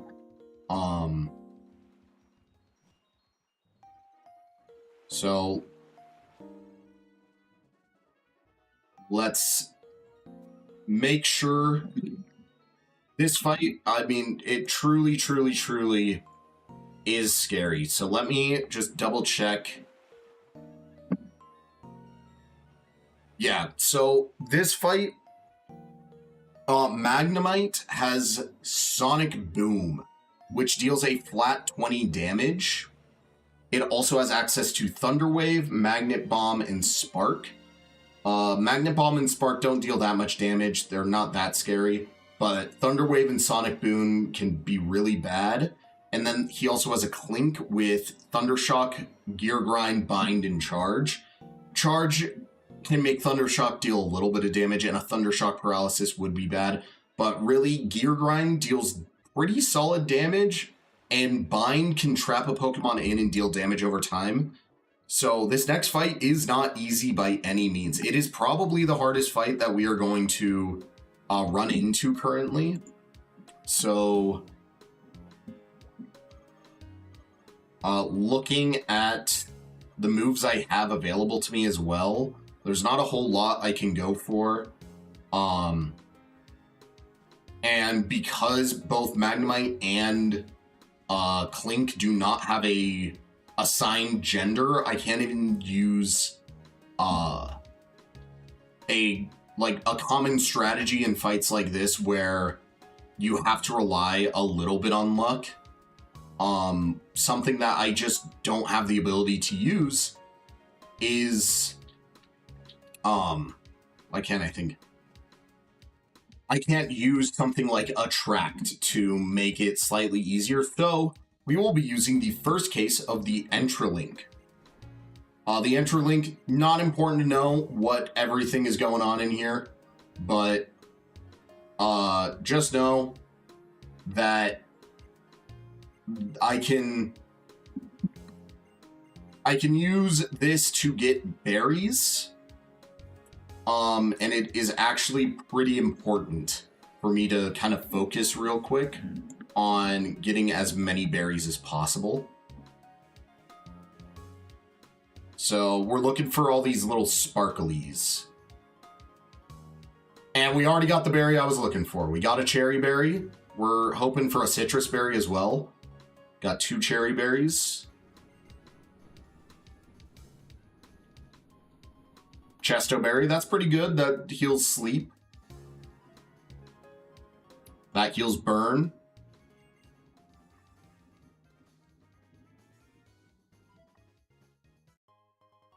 That heals poison. We already had a Pecha.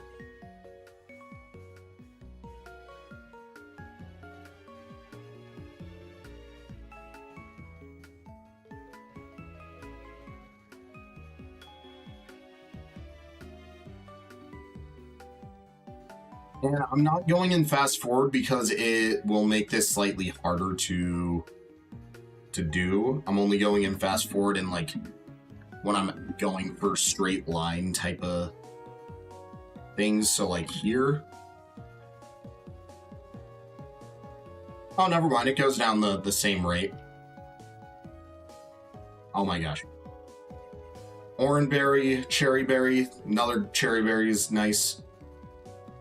Because I'll need a few for both this fight and the gym leader.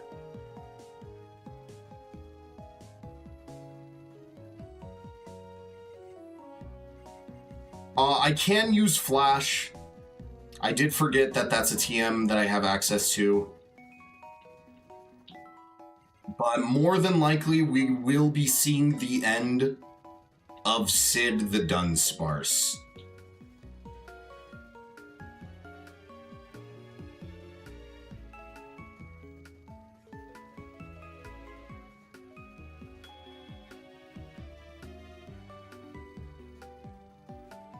Alright, so that's practically the end of this mission. Got 12 berries. Please tell me that that counted. I might have to redo that.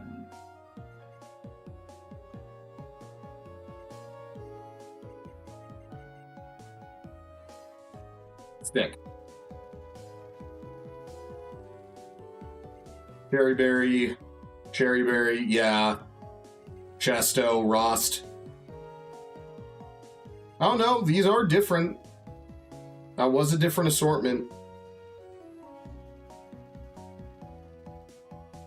Cherry. Gotcha. Orin. Hoping for citrus. Not gonna hold our breath too much. Cherry. Orin. Cherry. Pecha. It might not be in this berry pool. It might be a different one that lets me potentially get them.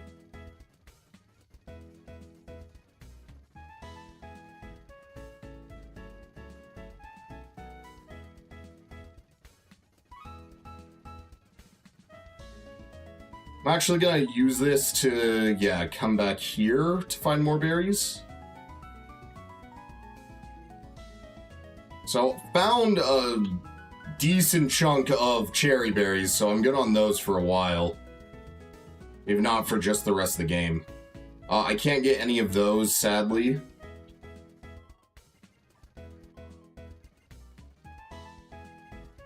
Chesto berries are also good for when I inevitably get the move Rest.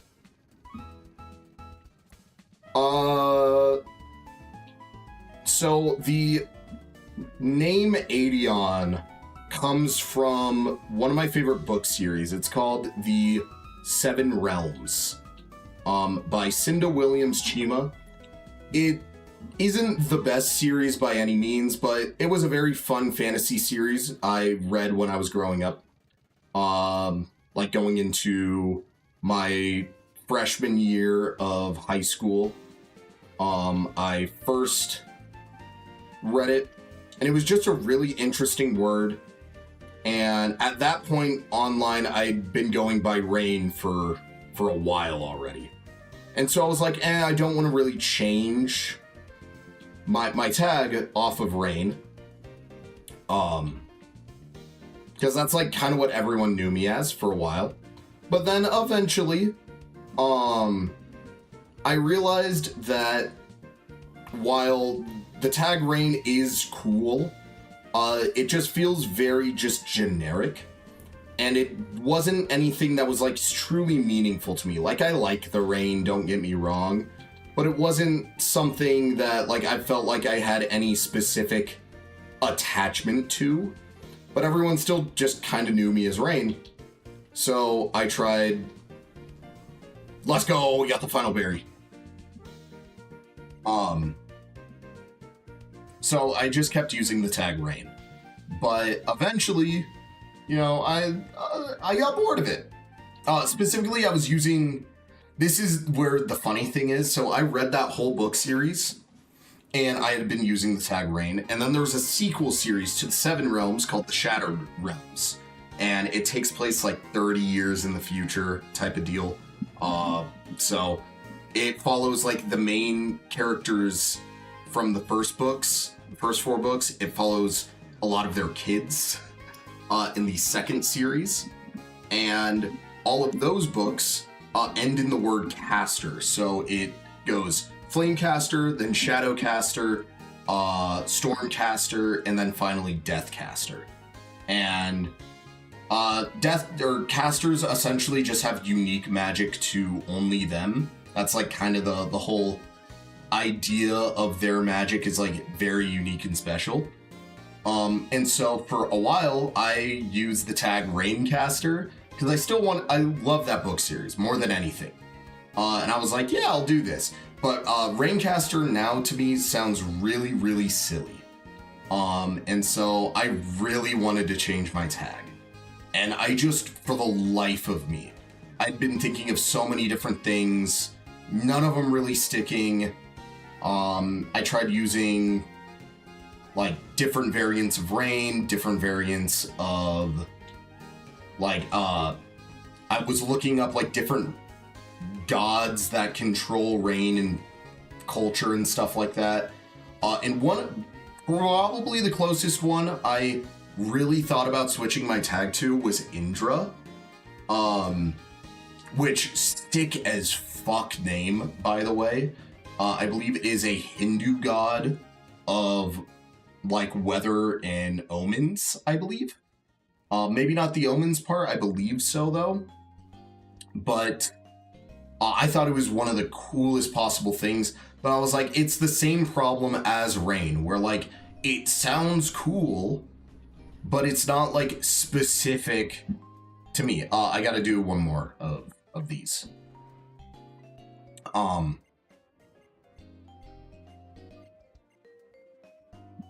Past powers. And so I was just trying to figure out what I wanted to make my tag be. And like, while Indra sounded cool, again, it didn't have any like real meaning to me and to like what I wanted to do. And so I just kind of was like, you know, I want to try. I really dug deep and I was really trying to figure out what is something that's special to me that not a lot of people would know about that I think is cool as hell.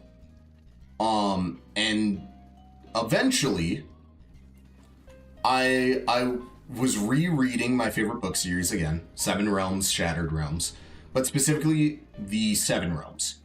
And in that, there is a character named Crow.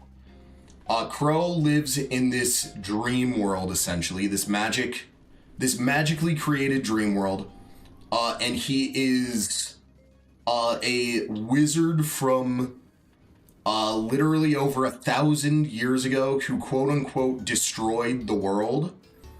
You eventually learn while reading the book that he did not destroy the world, as actually it was a different group of wizards that pinned it on him and a bunch of other shit.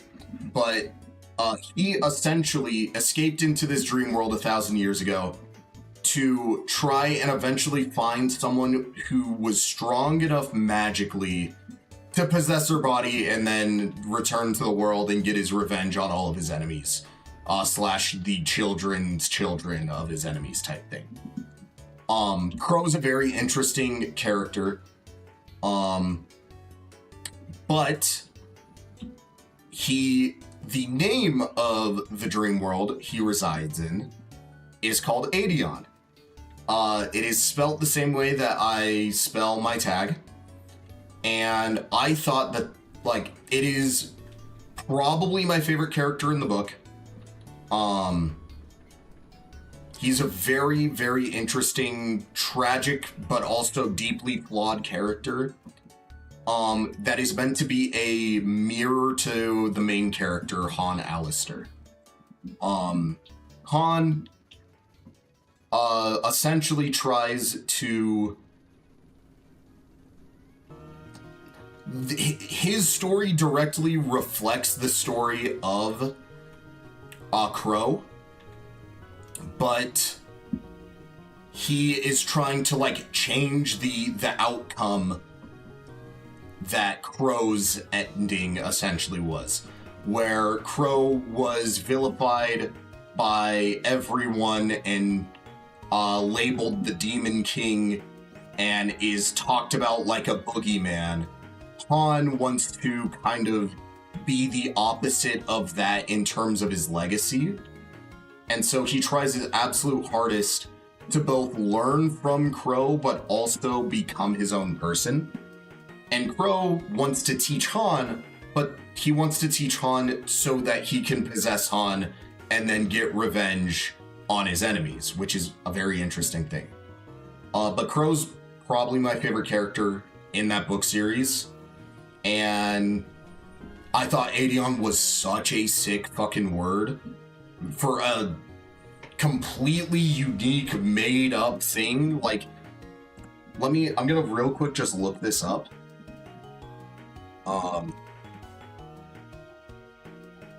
Yeah, if you look up Aedion, the first thing that pops up is the Seven Realms wiki. And Aedion, the mystical shared dream world and meeting place of wizards in Cinda Williams Chiba's Seven Realms fantasy series. That's the top result. Another one is like a character in a different book called Throne of Glass, which is a demi-fae general, a skilled warrior, fiercely loyal cousin to the queen Aelin Galthanis. I've never actually read Throne of Glass. I've been told that it's really good. But yeah, those are the only two occurrences of this word I've literally ever seen. And the first version, like the other book, it's not even spelt the same way. And so I was like, this is wholly unique. There is not another thing that uses this. There's not another... Yeah. So I thought that this was like fucking... I've never met someone who's ever read this book series before either in my life. And it's still, like, to this day, something that I will reread. I don't read very often, but like it's one of the few book series I always find myself going back to. And I've actually been thinking of doing a reread like somewhat recently. Also, I finally have more than enough berries, right? Let me check. We got 18 orange berries, 16 cherries, 12 peaches, 7 chestos, and 5 rost berries. So yeah, we're more than good on berries right now.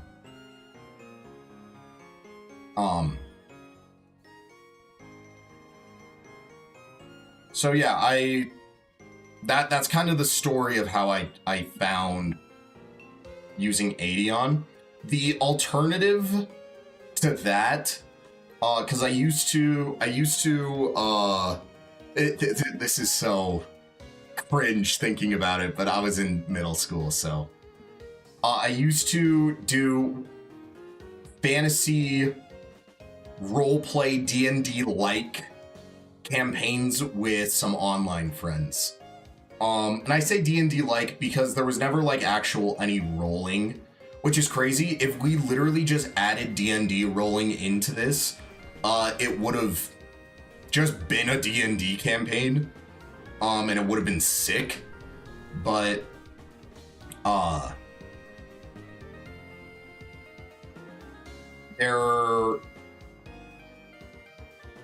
me and my friends used to just play. I'm going to say it was D&D. Just know it technically wasn't, but it practically was.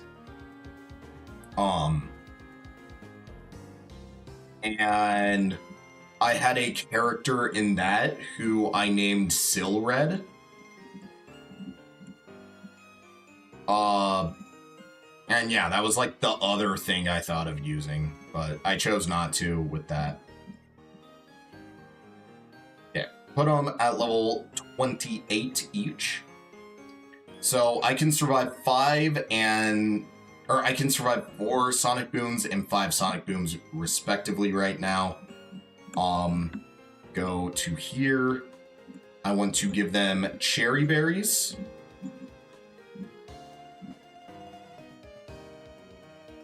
And then against Colress,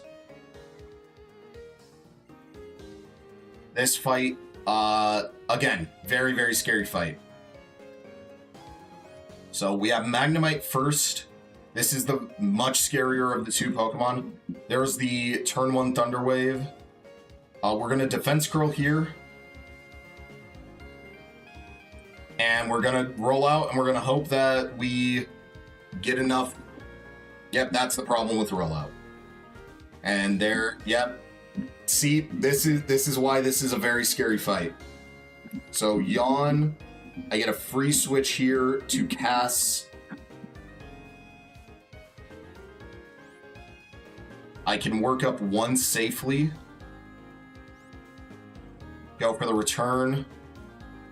Amazing critical hit. That was a very needed crit. Alright, and Klink just uses charge. That could have gone way, way, way worse. You roleplayed with your friends in the world of the... nothing related to the book, no. This was completely something different. My friend Leah created her own fantasy world, made a bunch of different things for it. She still, to this day, like works on it occasionally as like a little side project, I believe. I haven't talked to her for a little bit, though. But, like, she made this super, super cool fantasy world that bunch of different countries, bunch of different... I don't know how to really explain it, but the first campaign was in, like, this desert country called Paradise. Similar to Paradise, but just get rid of the E. And it was like this once lush green jungle country, but then it was inflicted with a curse from 100 years ago that completely voided out everything and made everything this lush green forest into this complete desert, and the curse is tied to the bloodline of the rulers and everything, and just very, very unique story. And my character, Silred, was like a mercenary who was hired to help solve why the figure out how to lift the curse type of deal. And nothing crazy in depth or anything, but I mean, I was 13, she was 15, we were just having fun. Maybe she was 16, 17, and I was I don't know. I think I was 13 to 15. She was I think 17 to 19 throughout the whole ordeal, but just a very fun time looking back on it. And we had a bunch of other friends doing it as well. A bunch of online friends. Anyways. Finally, we have managed to survive for long enough to get some new fucking encounters. First and foremost, we're looking for 2 separate Pokemon here in the Sandstorm.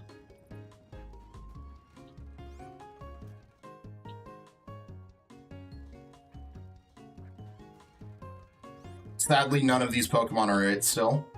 But thankfully, I don't need to do the whole wait for the tall grass shaking thing, because that gets annoying very fast. Sadly, most of the Pokemon I'm using will be that. The first Pokemon, first new one, is Sigilyph. This is super unique Pokemon. Never see anyone talking about it. The Avianoid Pokemon? The fuck does that mean? Avian and Noid? That's such a weird word.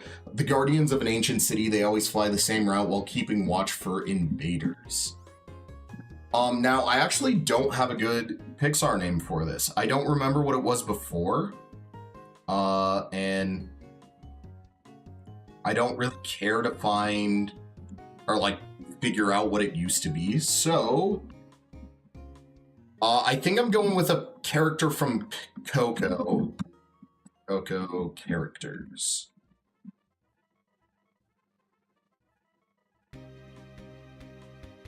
So we can go with Hector Rivera. We can go with Ernesto de la Cruz. We can go with, I guess a different Rivera, Miguel. But we're doing Ernesto. We're doing Ernesto. This is Ernesto. Let's be so for real. Ernesto's funny as a name. And I think it's even funnier on something like a Sigilyph. Because who uses Sigilyph? Genuinely, I've never seen this Pokemon used. So,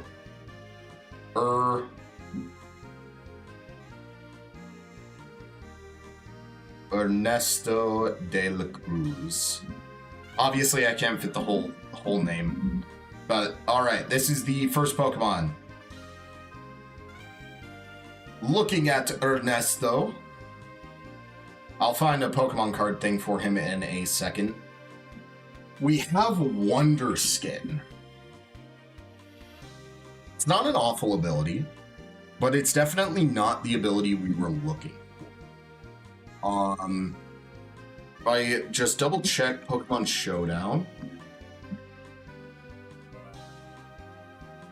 and go to new team. Sigilyph has 3 abilities, one of which is a hidden ability, which I wouldn't have been able to get regardless, which is Tinted Lens, which attacks that are not very effective deal double damage. It's a very good ability. Little rough that I can't get it, but not the end of the world. Wonderskin, status moves with accuracy checks are 50% accurate when used on this Pokemon. This is a fairly good ability, just because you're able to dodge a lot of moves like Thunder Wave, Flash, Attract, Leech Seed, Lovely Kiss, Sleep Powder, Spore, Yawn. Like, there's a lot of moves that you can dodge, but because it's only half the time, you're going to inevitably get hit by other things. And when compared to the ability Magic Guard, which is what we wanted, it's just inherently worse. Magic Guard, the Pokemon can only be damaged by direct attacks. Essentially, it just means that I can, like, Sandstorm, Leech Seed, Bind, a bunch of different passive damage effects do not work on Sigilyph. Burn doesn't deal any damage. Poison doesn't deal any damage. Would have been a goated ability to get, but sadly, just gonna have to make Wonderskin work. Tailwind, not really gonna be using. Psywave, 80% accuracy. We are gonna be replacing this fairly quickly. Whirlwind is interesting. It's not awful by any means, but I wouldn't say it is a must-keep move. There will be a time where I probably reteach this to a Pokemon, or to Ernesto, just in case for later on in the run, but right now, not that important. And then Psybeam, our main attack, what we're going to be clicking 99% of the time on this guy for the next little bit. But that is one of two Pokemon we're looking for. And there is two of two. Motherfucking Maractus. Love this Pokemon. It's such a silly guy.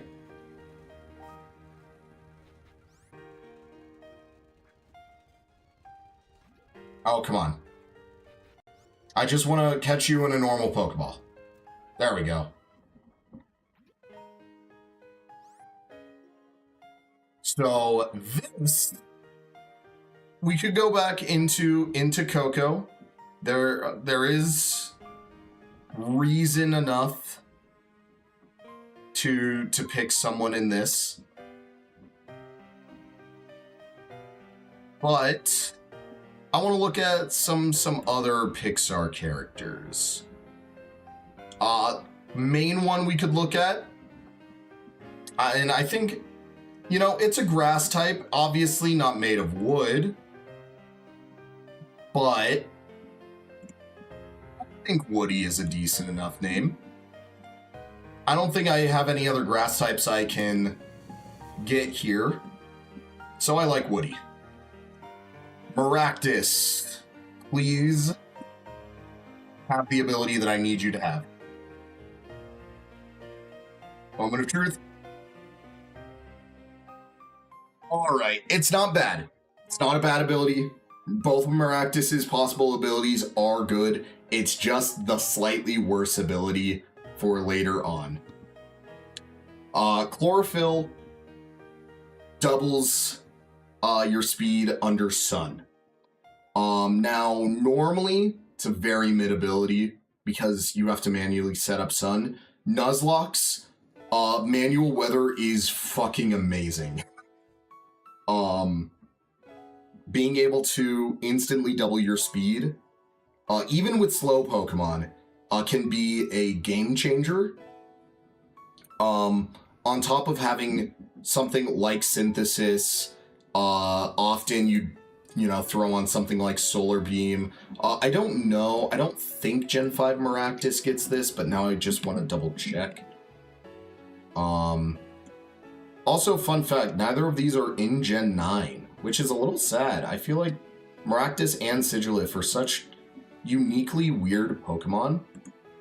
But the other ability would have been Water Absorb, which would have been pretty cool to have gotten.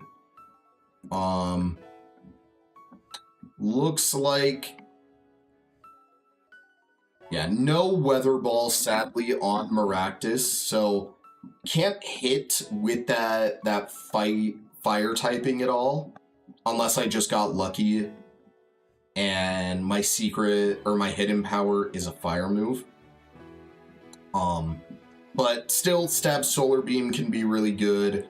This is one of the few Pokemon that I believe learn Spikes through level up. Grass Whistle, if I really need a way to put a Pokemon to sleep, that could be something. Needle Arm, like it's got some decent moves, even some things that you wouldn't really think about. Maractus learns, so it's not a bad Pokemon by any means, but yeah, I'm going to now. I'm going to catch all the Pokemon I can catch, and then I'm going to find all the images for them, Faust. Don't worry, I do remember. There's just a lot of them, so I want to find all of them at one time. So that is all that I can get here in the desert. I am going to fight this girl real quick.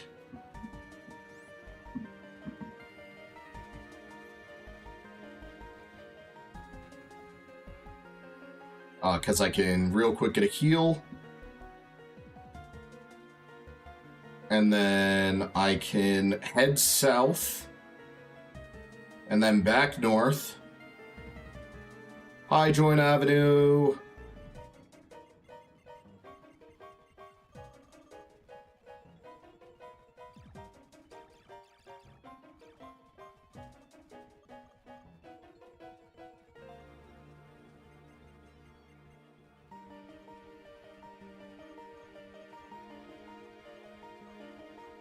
$74.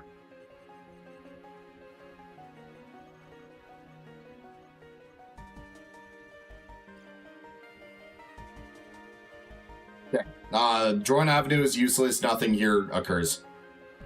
Okay. Real quick, heal here. It's not like crazy important, but it is nice. This is our first TM shop, by the way. So I can get Thunderwave, Gyro Ball, Light Screen, and Reflect. All of these are really good, and I will be acquiring them at some point. So next, we want to go off to the right here. And then I want to go up north.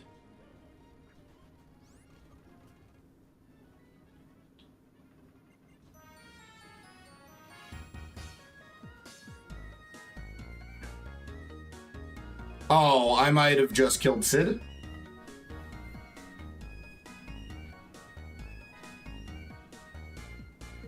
Holy shit, Sid, you're the GOAT. Okay, let me not have the guy that can't do shit without potentially missing. Alright, Lostlorn Forest.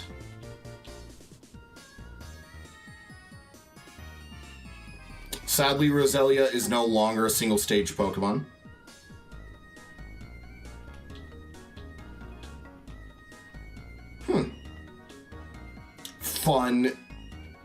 Fun, interesting name for that, Faust. I did not know that your real name was Fausto.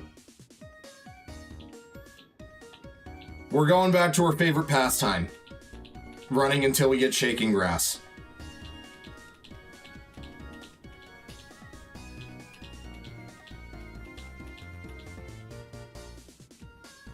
Gonna talk to this guy, just double check. Oh yeah, I do get Snarl here. Snarl's a pretty decent move. Trying to cut it off so it's just these couple of rows for grass.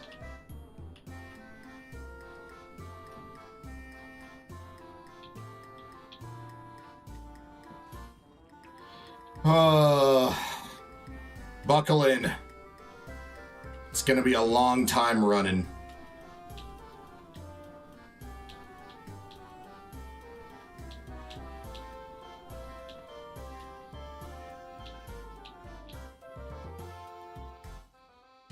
Can I...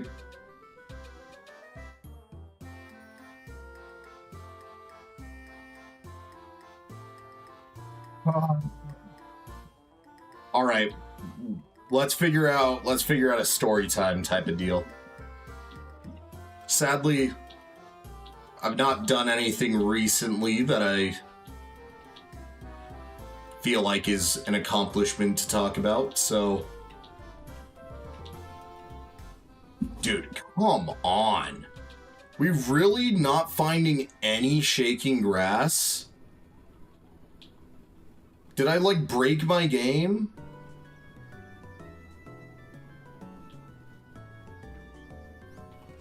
This is crazy that I'm not finding any.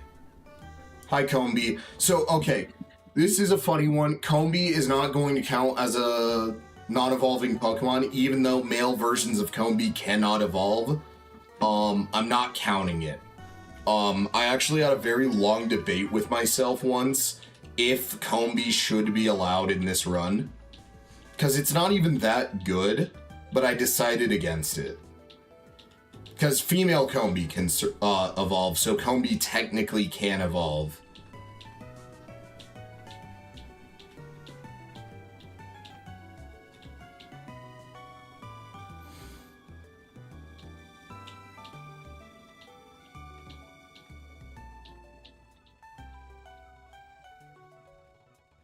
Okay, I'm finding this action replay code. This is insane. Because there are two separate Pokemon I have to find here, and Audino is still, like, a crazy high chance, I'm pretty sure. Let me double check, though, that these Pokemon are in this spot. So, Lockthorn Forest.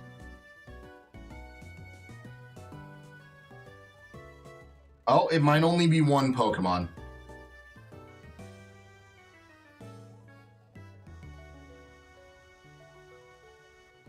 Oh, it might be just encounterable normally. Yeah, it looks encounterable normally. As a matter of fact, it doesn't look like it's in the Shaking Grass encounter list. Well, that just saved me way more time than I thought. There's one Pokemon that we're looking for here. And... yeah. A nickname that was almost made one way. I'll explain to you. The nickname that I'm talking about is F4U5TO, Fausto, but obviously with numbers instead of letters. Yeah.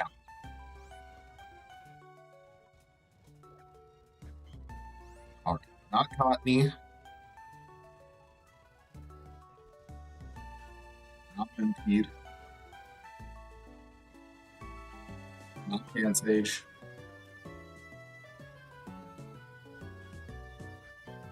You know, I'm actually going to level up a certain Pokemon real quick, because if I do not catch this Pokemon in one throw, it might just straight up kill Cass. We're going to definitely learn Air Cutter. Free light screen user.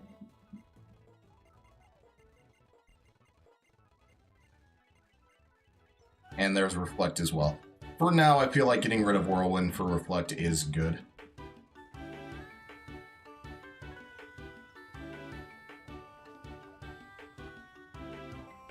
Swadloon, don't really care about you.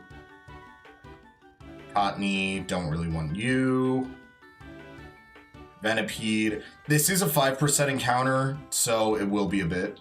Well, I met in 2020 that friend in VR chat. Fun laughs. I didn't see her. Young me said that.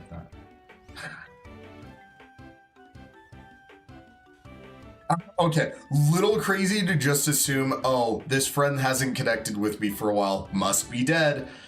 Not like that crazy, but I don't know. I've had a lot of friends from the past that I've eventually just lost touch with, but I don't think most of them are dead. But anyways, keep going, Faust. I'm not trying to like make fun or anything, especially like when you're younger. There's occasionally just times that you think that, there she is! Our beautiful baby girl Heracross.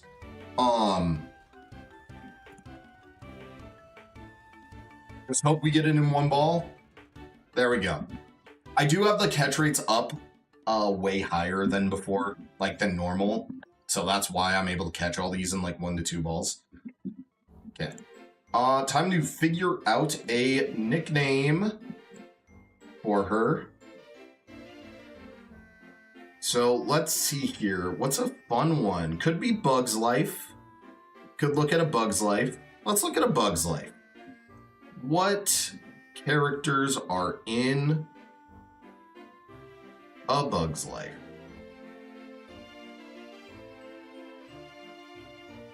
Princess Atta. Could do Atta. A-T-T-A. Not doing Flick, obviously. Flick is the boy.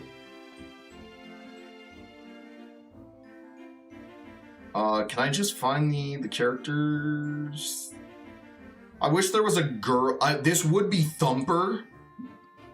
Or Hopper, not Thumper, sorry. Hopper. Normally, but...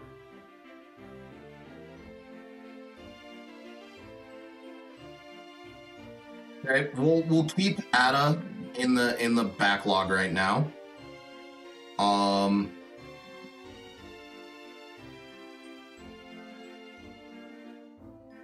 Take a look at maybe a Brave. Could just be Merida.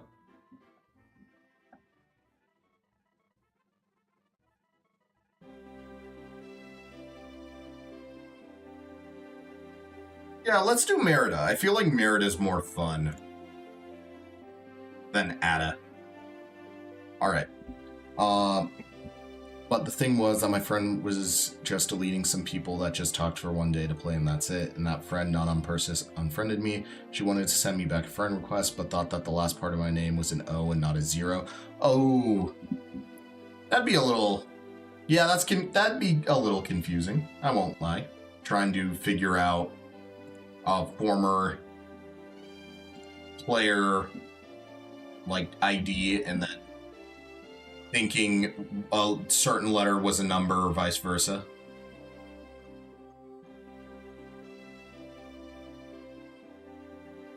And how did I get back to that friend? Well, a little miracle.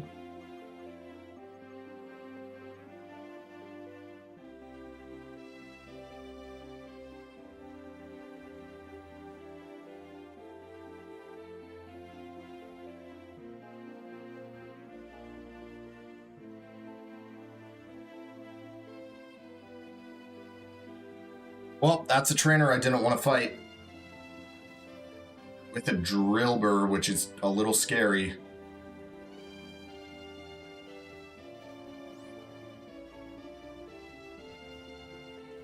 Yeah, we're fine. Another friend, my best friend, actually invited me to a server in that time, a Discord server. No shot she was in the Discord. That's such a fun... happy accident type of deal, if that's what you're about to say. That would be very fun. As a, like, thinking you probably won't see this person again, thinking they probably won't see you again, just kind of accepting it. And then, oh, you're both in the same Discord server and actually use it.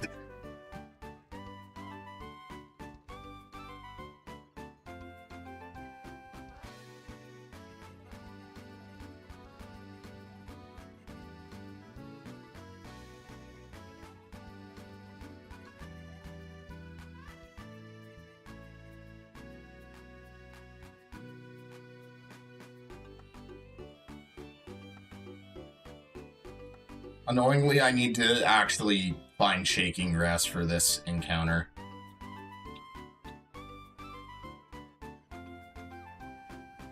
How do I get this one? Oh my god. And it was really something because I only played with that friend, sometimes never played, and then suddenly he said, hey, long time no see. Want to join?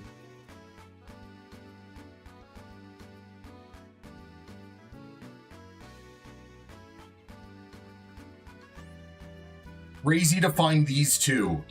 They're the lower of the two encounters on this route.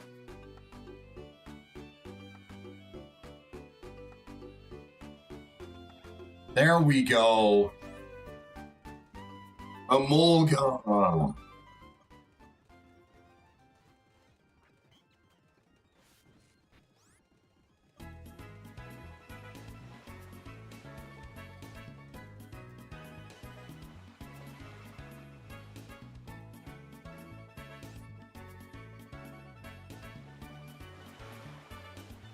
Fucking wait, Fausto, is that you?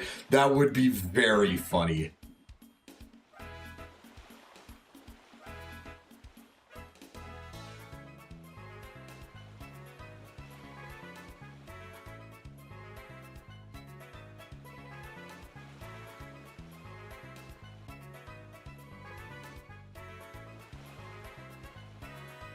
That would be... At the start, I was like, who are you? That would... Just not even recognizing the fact. But also, like, kind of why would you? Not in, like, any mean sense of the way. But just in, like, a... You're not thinking that that would occur type of thing. I gotta figure out what I want to name. Name this Emolga. Not really good.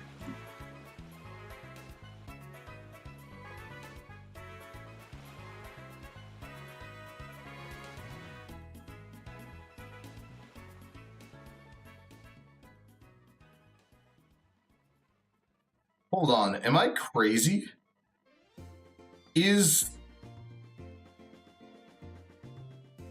Oh no.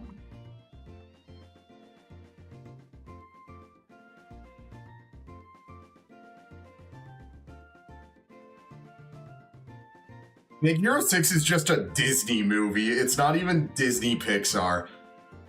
I feel so crazy right now. Whoops. Alright, well, we have the entire Disney main IP to look at as well.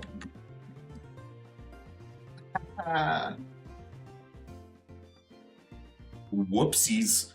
Anyways.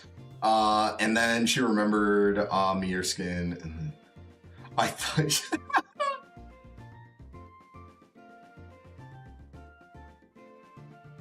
Oh, that's funny. That's really funny.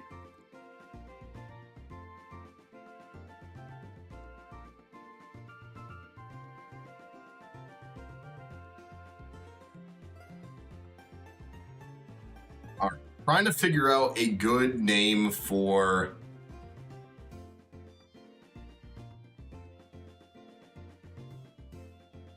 this Emolga that also stays in line with my Disney naming convention. Ooh, I have a really good idea, actually. Where is it? Dude, how are you gonna show off? There we go.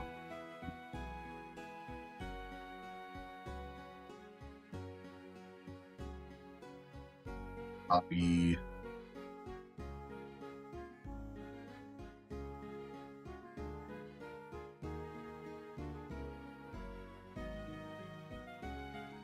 That's who we're going with. This one's a slightly more deep cut. But if you have watched the Disney movie Atlantis, this is Princess Kida. Okay, and I believe that that is the last Pokemon I can catch. Let me just double check the encounter tables.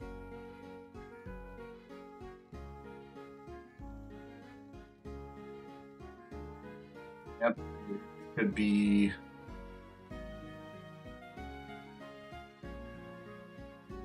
looking like it is it. Let me just double check the route to the right.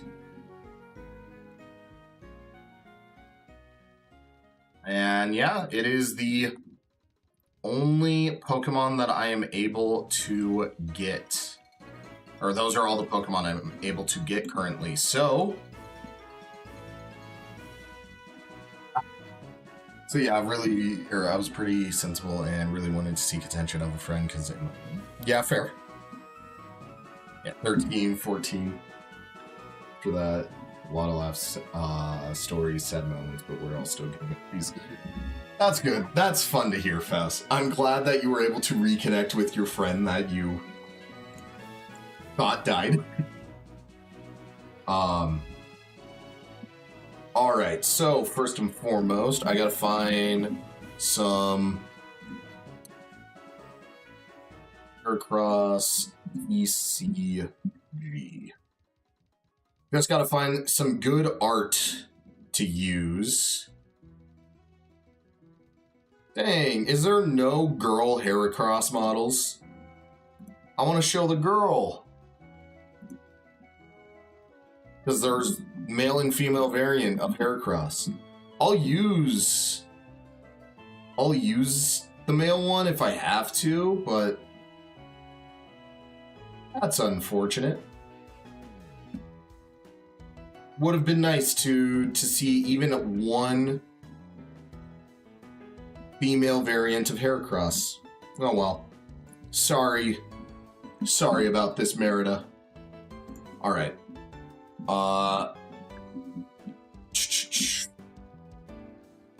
Sigilyph. Feel like no one, like, there's probably so few Pokemon cards with this guy. Oh, that's cute. I love this one. That one will look nice when I throw it on here.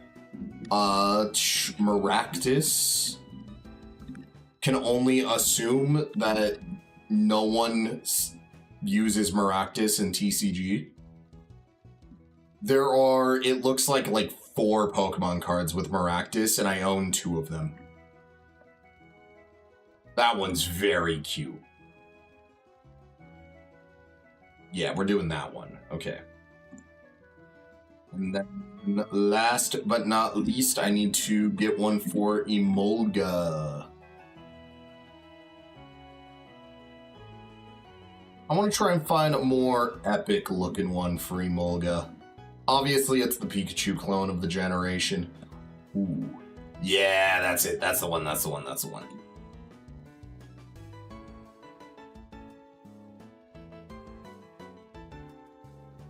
That's the one.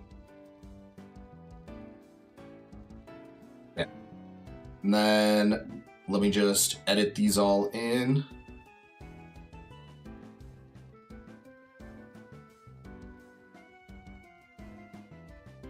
The group kind of died. Like, we still talk sometimes, but like most of the group are in their own thing. Luckily, when I wanted to play some Strava with my best friend, he said, hey, you want to join a server with some guys from another server? And said, yeah. Oh, and it happened again. I rejoined with some people I didn't see in a long time. I'm not joking. Sometimes that just happens. Genuinely. Like, I've re-met some people I thought I would not see again. Through, random Discord servers as well before. Which feels crazy, it feels like it should not be a very common occurrence, but, it does happen. And it's kind of funny when it happens.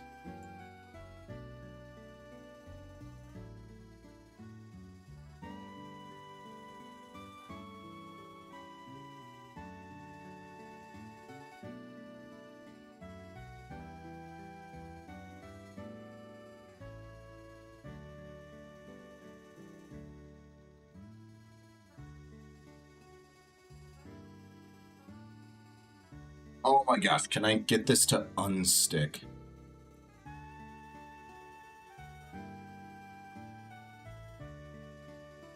Drag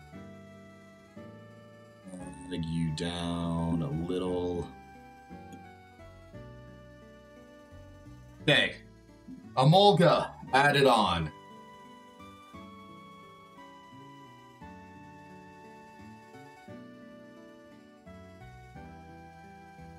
image. Image number 8, browse.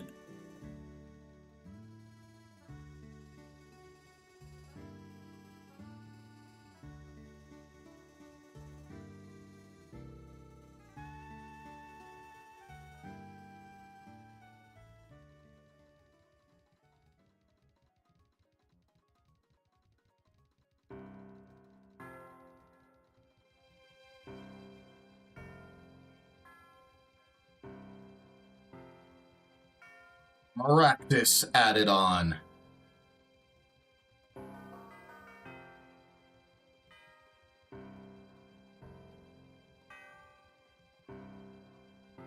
I hate how long this takes me, but I don't have like all of these already pre-downloaded and stuff.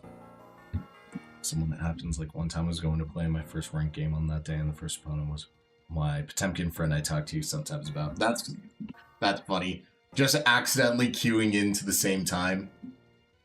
I don't know how some region servers are. I'm assuming some it's a little bit more common to fight people you know. But I don't know by like how much, you know?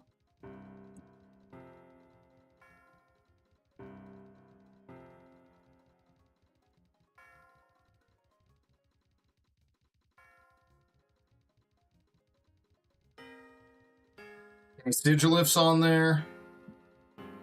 And then I just need the girl Heracross.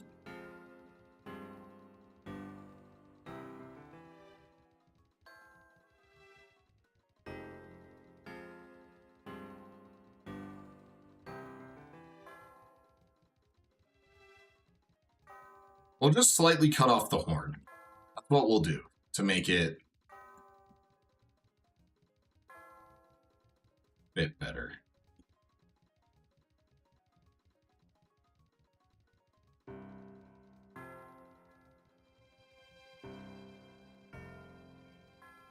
There we go.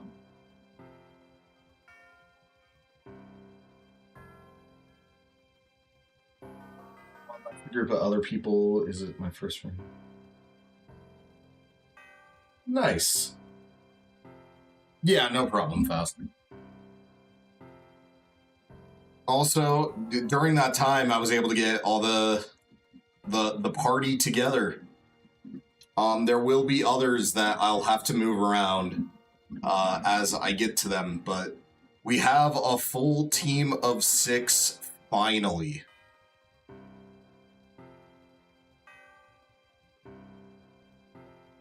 And we have just enough time for me to do one last gym.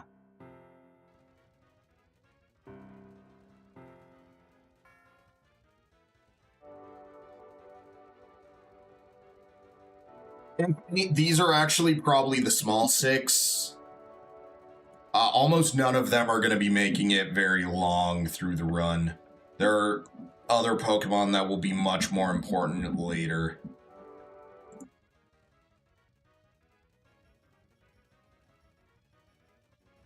We'll do Sun and Moon music now.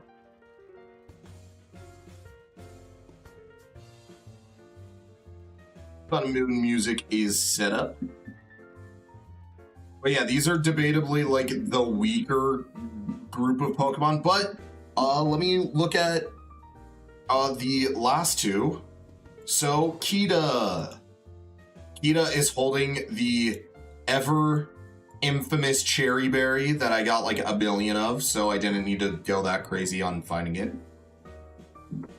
Where, okay, it's static. I believe that's guaranteed. I believe you need a hidden ability for Motor Drive. But, Emolga is a fast Pokemon with a ground immunity that lets me switch.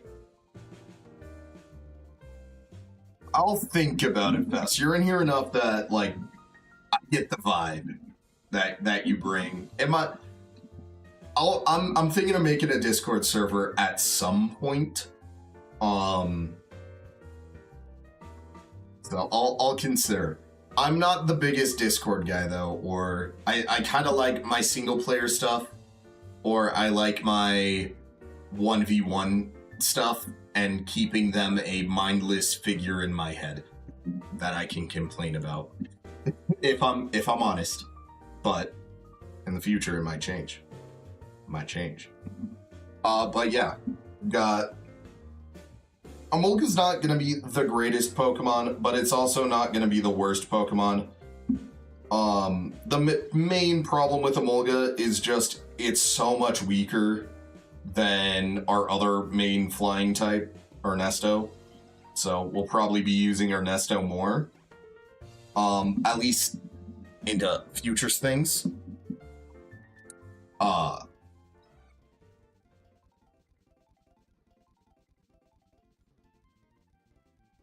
Oh, we got the fucking ability. It's over. The run's done. Not actually, but we got Guts. We got a plus attacking nature Guts Pokemon. Just know Heracross will be our main way of killing things. Going forward. Heracross has an insanely high base attack stat, a decent enough speed stat, like a workable speed stat and workable bulk. Let me get exacts real quick. Heracross is a very overtuned Pokemon. It's one of the only good Pokemon to come out of Gen 2. Heracross has base 80 defense, 75 special defense, 95 special defense, 75 defense, 85 speed, and 125 physical attack.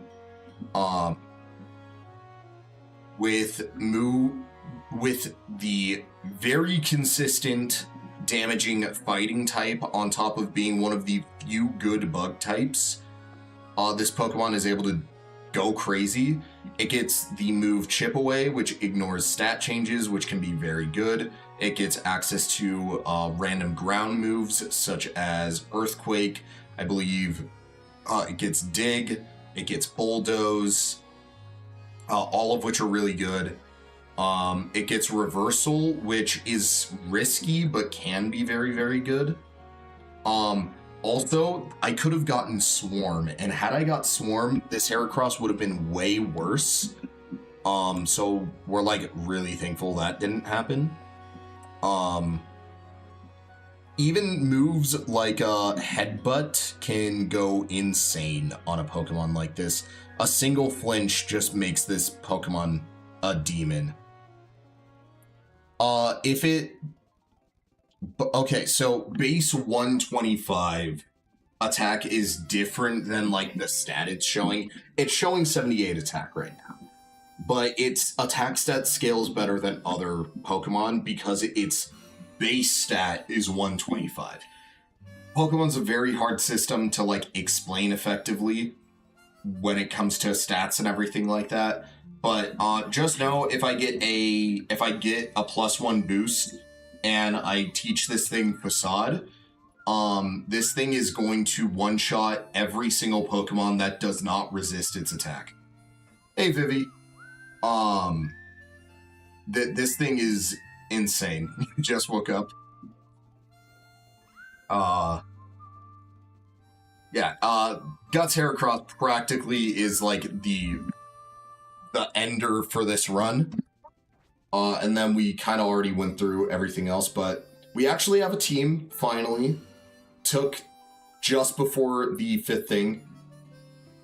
Oh yeah, Vivi, Faust is the other person in chat right now. It's just they're on their brother's account because they're on their PC.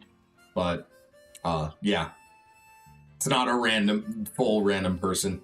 EU moment. Well, I'm gonna be going to bed after... not too much longer. I think I'm doing the 4th gym, then I'm probably heading to bed. But let me rare candy my guys up real quick. Okay, Needle Arm. I like it more than Mega Drain right now.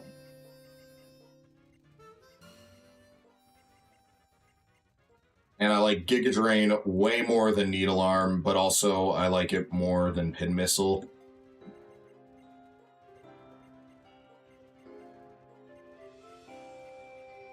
Acupressure, the funny move. Not a good move, but the funny move. There's Brick Break. Definitely teach that over Fury Attack.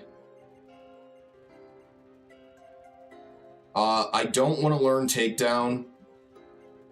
Recoil plus accuracy issues is just not a fun mix. I do want to learn Electro Ball over Spark.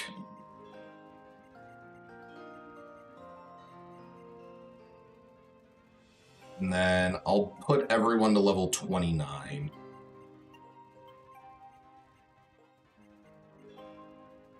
I don't want to go to 30 quite yet, just to make sure. Okay. So, let me look at this gym once again. Make sure I'm not going to get completely surprised. If I can find the tab.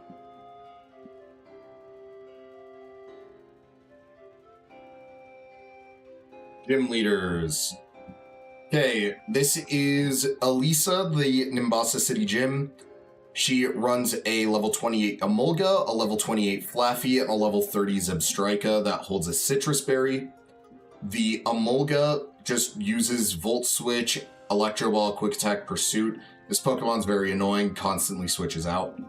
Flaffy uses Volt Switch, Takedown, Thunder Wave, and Electro Ball. This is the main one that's going to be able to paralyze my team, so I need to play around it effectively. And then Zebstrika does not have a way to paralyze me, but it is naturally faster than all my Pokemon, and it can hit me for pretty decent damage with Volt Switch, Flame Charge, Quick Attack, and Pursuit. So, switching is very risky in this gym, so I really want to... Bug does not lose to electricity now. Bug just doesn't do great into it, but... sometimes it's fine having a bad, like, if you're a dual type, it's fine sometimes having one of your types be bad into a type if your other type is, good into it. Sometimes. Other times it's still not worth it, especially if you don't think you're going to be able to one-hit. Okay. So, practically the whole team is getting Cherry Berries.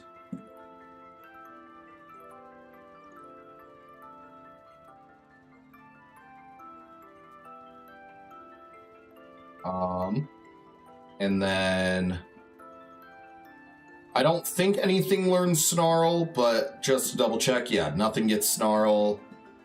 Flash isn't going to be the make or break. Struggle Bug, anyone get Struggle Bug? Only Merida, and that's not worth using a slot for. So more than likely, we're going to be trying to do something with Workup, but here's the fun thing with Heracross. Is that I'm not going to do this because I don't think it will work out in this gym, but I could pre-poison it by going to a wild Pokemon, poisoning it, getting Guts, and then it could just one-shot everything, but it'll still take decent damage to stuff, so it's a little risky. But Sid has kind of played his role. Oh, right. I forgot. I have to go through the old gym.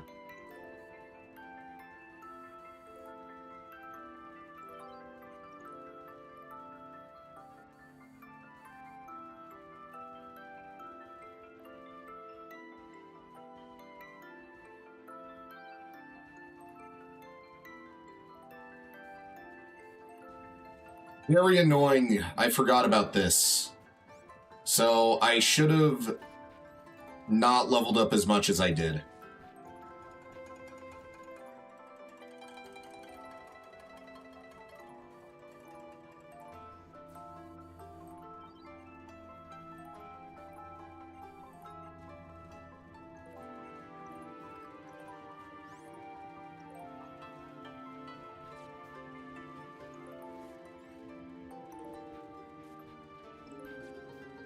Oh, we're fine.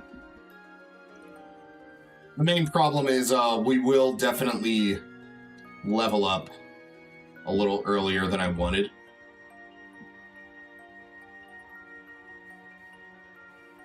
Yeah.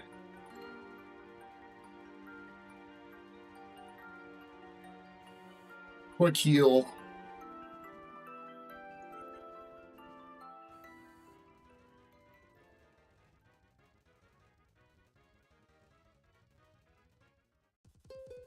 New gym.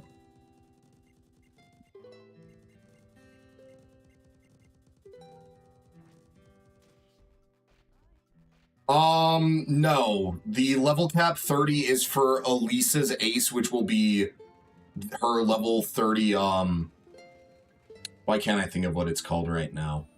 Zubstrika.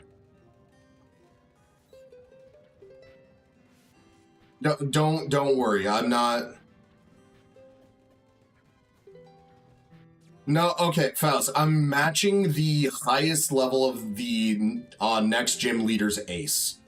So, I'm actively, like, making sure I do not go over that level. Which, you know, can be a little scary sometimes. But...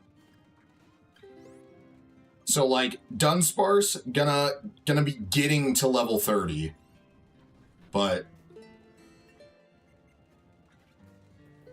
it won't be going over level 30 prior to the battle. I forgot it's Robo-Kai Day, by the way, Vivi, okay? I haven't even updated Strive yet.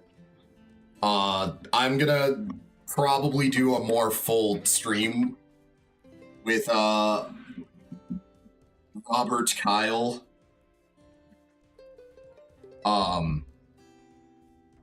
Tomorrow. Slash, I guess for you later today. I planned this well before the Robo-Kai reveal in terms of like when I was gonna play this. And it just sucks that it just so happened to be on Robert Kyle Day.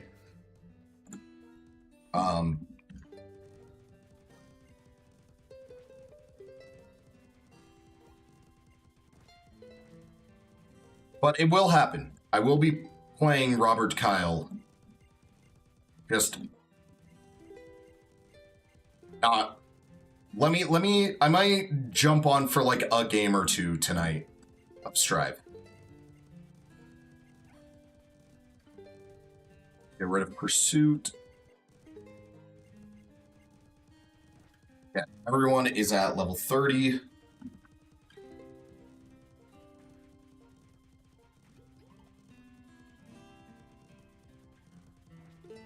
We're gonna try to make this a Maractus sweep. And then... genuinely, I thought it was, tomorrow. Like, full tomorrow. My brain is not, like, paying attention to dates at all.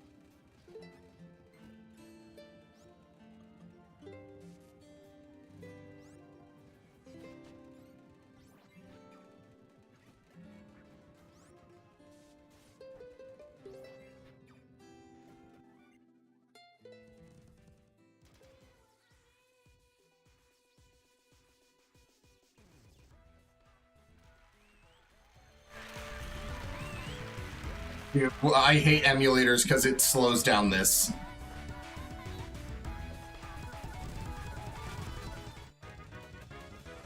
Alright. Gotta go heal, and then I can do the gym. If the update takes too long, because my internet's dog shit sometimes, I'm just gonna call it quits after this. But maybe I look at Robert Kyle. But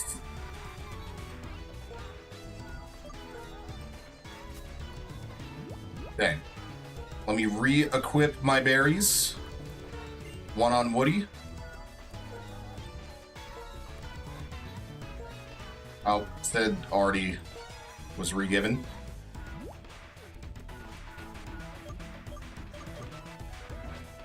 I don't really care to give like another attacking move to Emolga, or not Emolga, Maractus for the Emolga.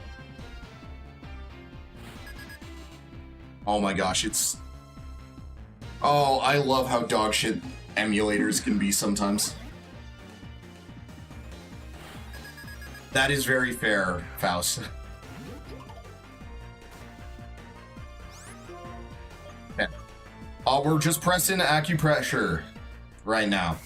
That's the goal. If this is Abstrika, then, whoops.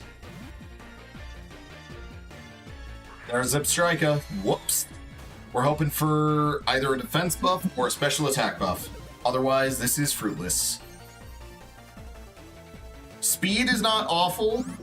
It lets me go for this one more time. No, it doesn't, actually.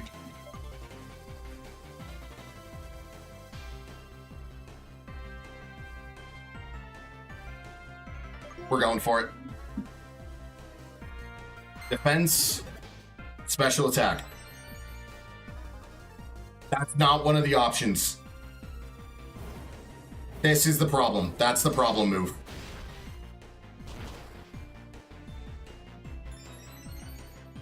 You do less than half. We're gonna synthesis. Okay, they messed up. Okay. We're still able to do this.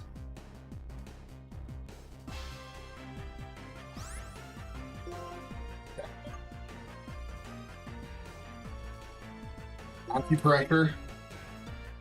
Because it's faster, it doesn't want to flame charge anymore. I didn't think about that. I love how broken this AI is. In like the literal sense, it just does not understand. There's a special attack raise. That's what we want to see. I'm still gonna synthesis because I don't trust it. See? I don't trust it. I know I'm risking a crit right now, but there's not a whole lot I can do. If I get crit, so be it.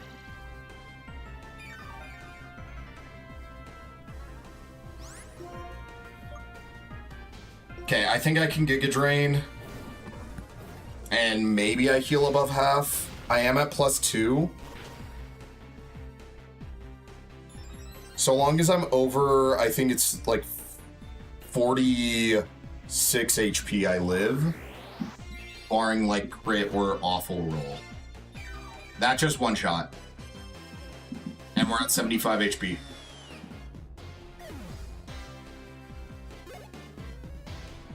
Also, it's fine if I over-level in the middle of the battle, by the way. Just wanted to make that clear. Because I've already started the battle. I do it on to where at the beginning of the battle I need to be below. That's a dead Flaffy. See, that's why we were looking for that special attack buff, Faust. Maractus can go crazy if you let it. Because instead of this being at 73, this is effectively 146 right now. It's literally double right now, so... It's also why I'm fine, like, it's... Funnily enough, I'm probably not going to one-shot this Emolga, but it's, like, not a problem.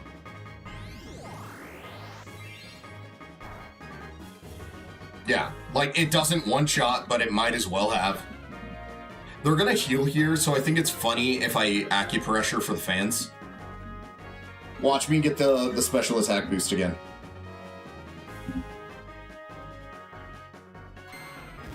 Here it is.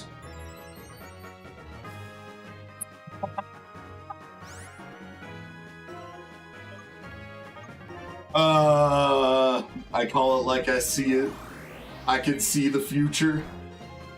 And that's a dead Emolga, baby.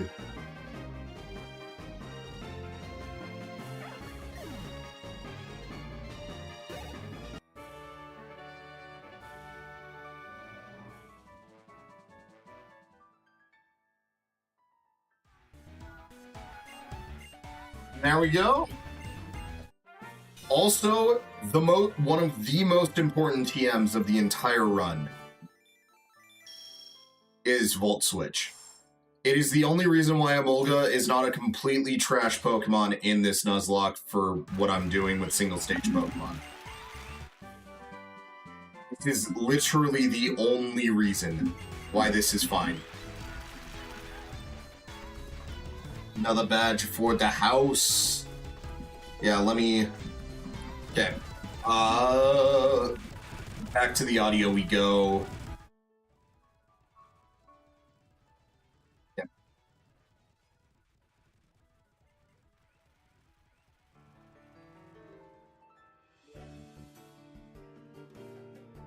All right, that is the 4th badge. Before I check out Robot Kyle,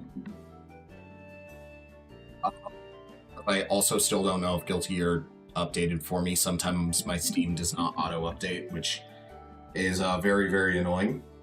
I wanted to double-check the level cap, my next level cap, which is level 33. So I need to be very careful to not over-level any of my guys. And then after this next badge, I get 2 very important pickups for Pokemon. But the next gym will be a ground gym. It'll be Clay. So level cap of 33. That is Clay's Excadrill. Upon beating Clay, I believe I gain access to both Basculin and Alola Mola, as well as potentially something else in the underground, but I'm not positive on that. And then after that, we have a while until I get my next encounters again. But the encounters are steadily just going to be better and better Pokemon now, until like towards the end, and then they get like into full dog shit territory. It's kind of funny. But there is the save. Let me see. Did Guilty Gear Strive auto download its update? Manage. Can I check for update? Might have auto downloaded.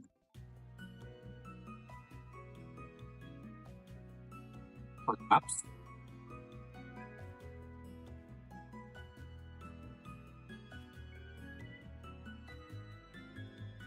I can't tell. Cool.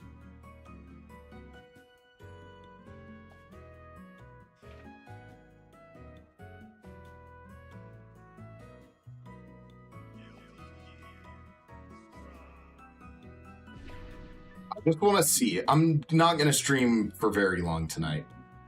Like, from here. I literally just want to see if Robert Kyle downloaded.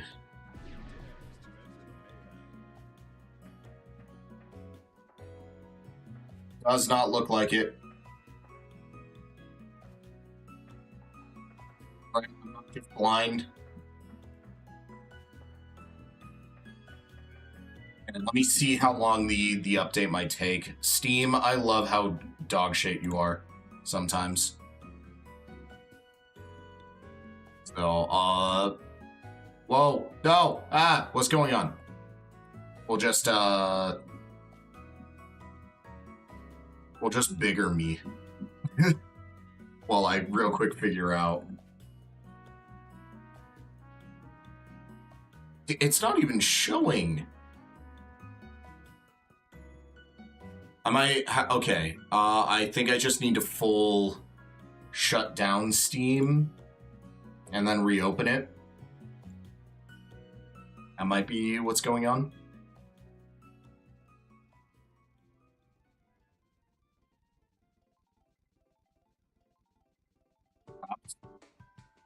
Waiting waiting for network. Gotta love Steam, by the way. I feel like I truly am never able to have anything work. Okay, Strive is downloading. How long is this going to take?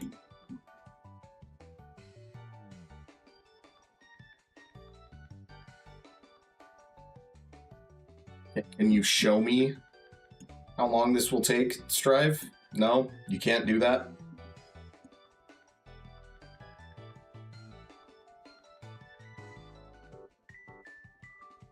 It's looking like it's gonna be a little bit. Especially because I'm streaming. If I were to end stream and then restart stream, it'd probably be faster. Oh, actually, no, it's going. So we're already at 10%. Okay. It just took forever to show me. Yeah, this will be done in like 2 minutes, if that. But I will be right back. I'm gonna real quick grab like I think I got tea in the other room. I think I got like a brisk tea or something. So I'm gonna real quick go and grab that. Yeah, I have both a I have a Discord, but I don't really give it out right now. I'm gonna make it like a public Discord for people to join probably fairly soon. But for Twitter, it is at Aidion _ on Twitter. AEDIION. And then an underscore, and then that's my Twitter. I don't post as much as I have in the past.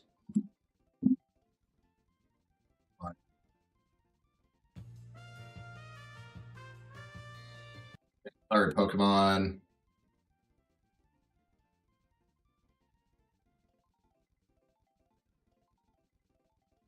Right now, there's a lot of me Cyberpunk posting and Pokemon posting, and Final Fantasy posting. Those are like the 3 things I'm doing a lot of right now. But okay, sorry, Pokemon, you can keep playing music. Yeah, I'm gonna grab my drink real quick, and then my update should be done.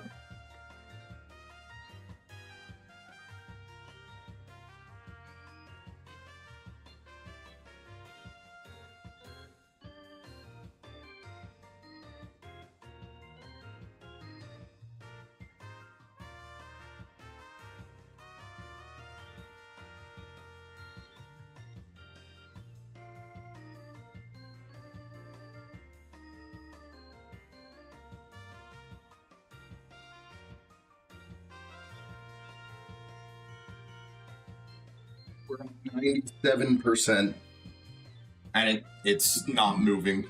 What am I to do? Oh, it's also still got to download the. Never mind. This is taking a little longer. About 4 minutes. Nothing crazy, but probably enough time to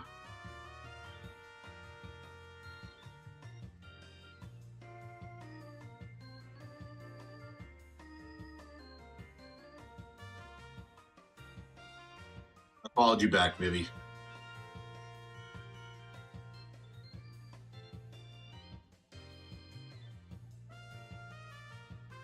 All right, probably enough time to do something. So let me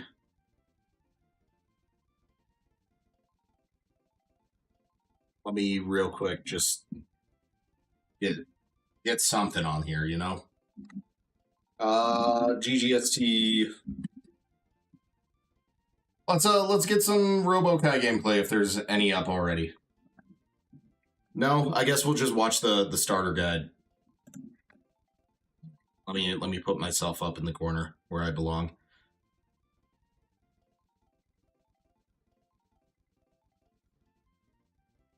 It should be done after this.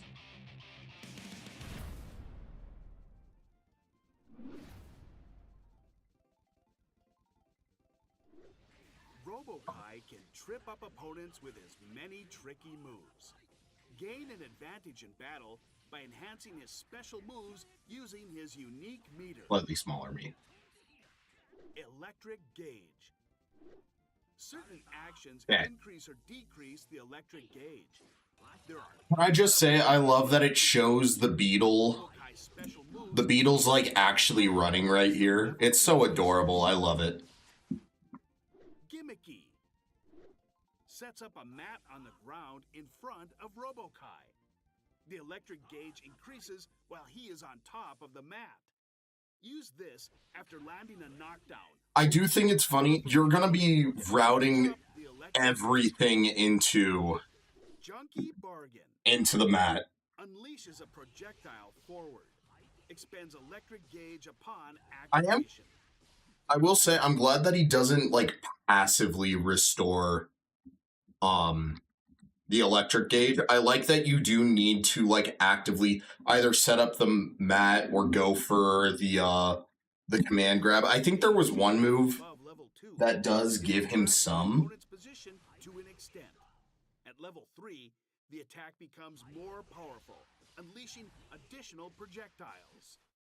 It can come in handy in different situations, acting as a poke from It does look like a pretty decent projectile.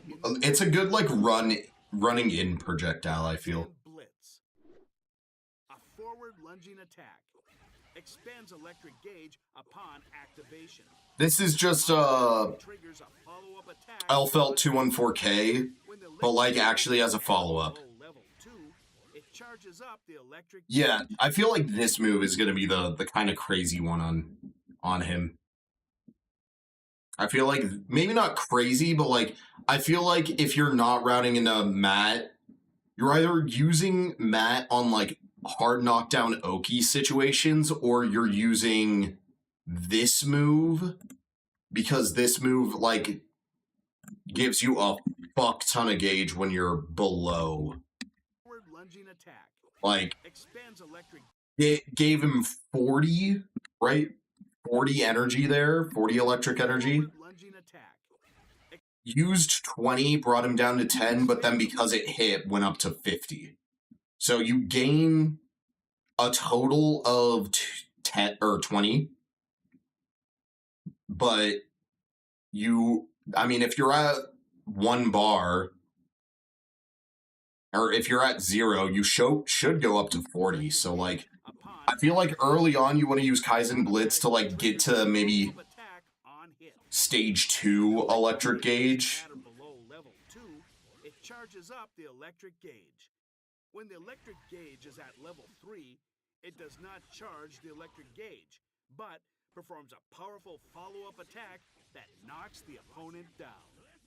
I wonder how good that is going for. I don't know how good that'll be going for the hard knockdown with it. A throw move, shocking the opponent with I feel like this move's gonna be kind of dog shit, charges the but gauge on using it will be although it can't be blocked, it will like you do get so much off of it, but whiff unless you are very close to the opponent. the fact like it doesn't work after close slash spacing And leaves you wide open. does make it Lucky a line. bit worse.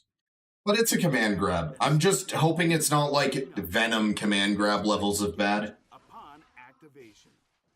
When the electric gauge is at or above level 2, you can land additional attacks on the opponent after they are launched. At level 3, it launches them even higher. It's like the move that he's gonna be using all the fucking time though. Incorporating this into your combos. I love that.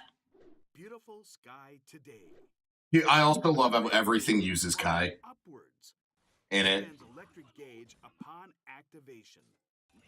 It is possible to move freely using directional inputs for His animations are so fun. when the electric gauge is at or above level 2 upon activation, it is possible to perform an attack right away to surprise the opponent. I'm guessing that's his jump slash. This move looks ridiculous, by the way. Look at that. It is possible to perform an Like, dude, pancakes. My brother in Christ is literally a flapjack right now. right away. He hurtbox shifts like crazy with that, Try this I bet. when you want to trip up a blocking opponent. What's useless will always be so. A powerful series of attacks. I feel like the problem with this super is that it uses the electric gauge, right? Number of hits and damage increasing, the more I feel like that's the problem with both of Kai's, or with Robo-Kai's supers. when the electric gauge reaches 0 or after pressing heavy slash.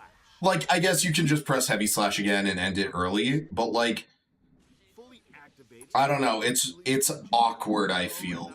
Robo-Kai's special moves. This causes the electric gauge to continuously deplete.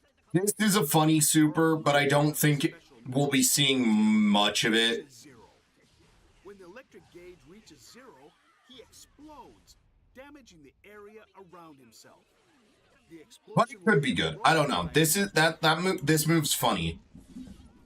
Robo-Kai can dish out serious damage after charging up his electric gauge. Start by throwing out his long-ranged heavy slash as a poke and charging the electric gauge with Gimmicky. Once you've built up enough gauge, use the projectile from Junkie Bargain as a shield and make your Look, he does look like... close. You can mix the opponent I up think the main problem is just his supers. Sparky surprise. You either are sacrificing just way too much damage by not using electric gauge, Crucial to think ahead. or you're using up all your electric gauge and then making it harder for you to build it up after. But I don't know. It's a toss-up how good some of the supers will be and everything. Okay. No. Cancel. Okay. To Mr. Robotic Kyle. Wait, what? What? I have the season pass. Don't tell me I only bought Jam. If I only bought Jam, I'm gonna be so pissed right now. I could have sworn I bought the whole season pass. What's going on? Hold up. Did I just not...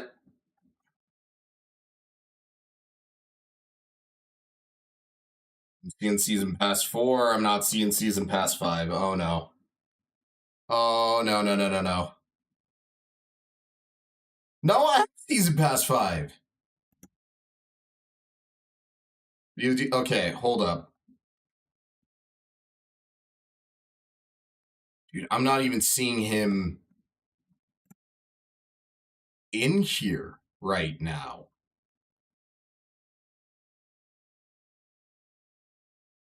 Robo-Kai, why can't I play you? I literally own... I own the season pass?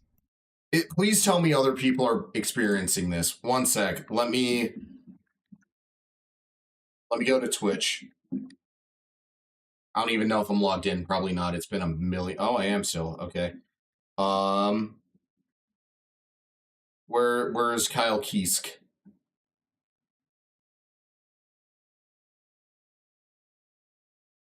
Looking like other people are having problems with this right now.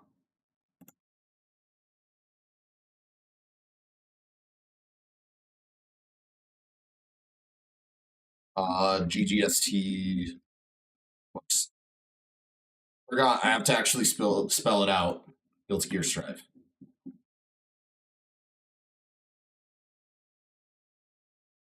Yep, they're looking at something else. Dude, this is crazy. I'm betting you this person's on PS5 right now. Because that's Robotic Kyle.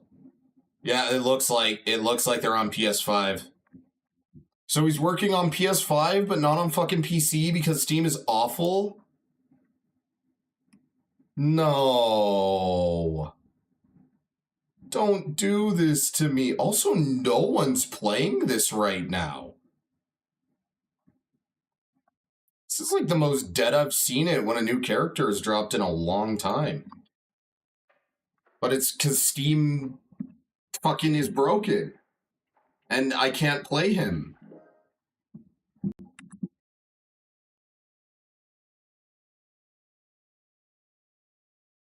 I'll close and open, but this looks like a Steam problem. It's not just me experiencing it from the looks of things.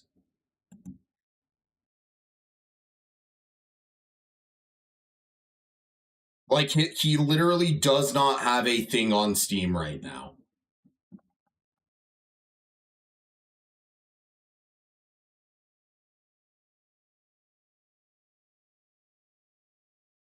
And I'm not about to go fucking buy him on my PS5 just to play him. That'd be stupid.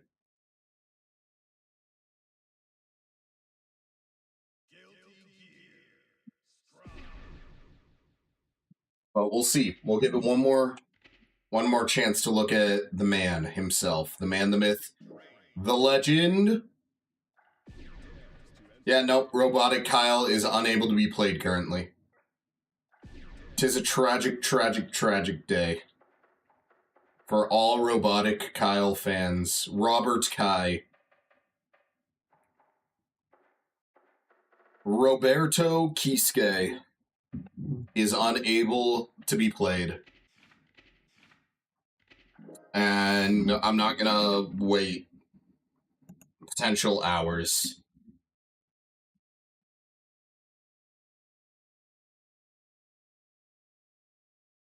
Well, that's unfortunate.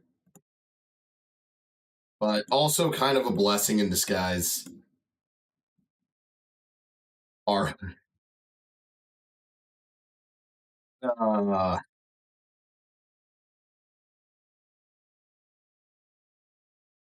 of studio mode. Whoa. Oh. Are you ready for this? I'm upside down.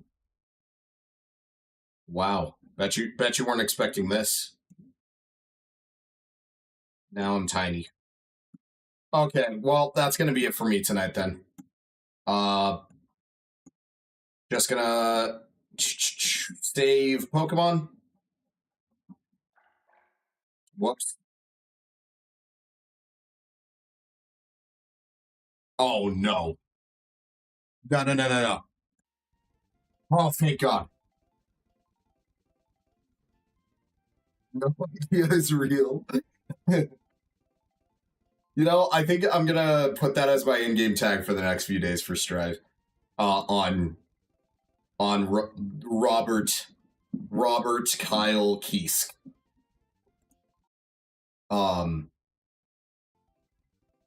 I got so scared that this didn't want to do anything.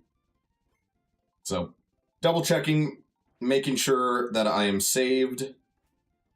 And then, final recap. We got the MVP of the last gym. We got Woody. We're still in the easy part of the game right now, if I'm completely honest, but Woody did pop off. Let's be real. No snakes in his boot today. We got Ernesto, who's done nothing for us and will likely do nothing for us for most of the run, but might have some uses, especially towards the Elite Four, as he has a resistance to 2 of them and is probably my best martial answer, so I should keep him alive for the Elite Four, because that's like one of the scariest parts of the game. But obviously that, is assuming I get there. We got Cass. On Cass, very, very, very, very, very important character. Maybe Faust, but I feel like that's a little much. I will do that in the opening instead of 80 on TV. It'll be no idea TV. I will do that if I do a Robo-Kai montage. But I don't know. I don't play every DLC character I tried out Lucy and she just didn't click for me, so I didn't make anything for her. Same thing with Venom. That was before I was really making montages though with like Venom and Dizzy when they first came out, but yeah. Anyways. So yeah, we got Cass. This is the starter. This is the main pivot. Regenerator is a busted ability. Even on a Pokemon as mediocre as Audino, it in a specifically Nuzlocke setting where it's the only Regenerator Pokemon I'm going to get, and is my only, not only, but like one of my only few good defensive pivots. She's super, super important. We are hoping when we get a Lolamola later that we get one with Regenerator and not Hydration. If it's Hydration and Lolamola, I think we're just instantly cooked. Let me double check that. Lolamola. Okay, never mind. We literally can only get Healer or Hydration because Regenerator is the hidden ability. So Hydration is the one we'd rather get with a Lolamola, but this Pokemon, it's not going to be doing a whole lot for me when I catch it. In terms of Basculin, when we get it, we really need it to be a Basculin with adaptability, which it could be either red or blue striped Basculin, but if we do not get adaptability, the Pokemon is essentially useless for us.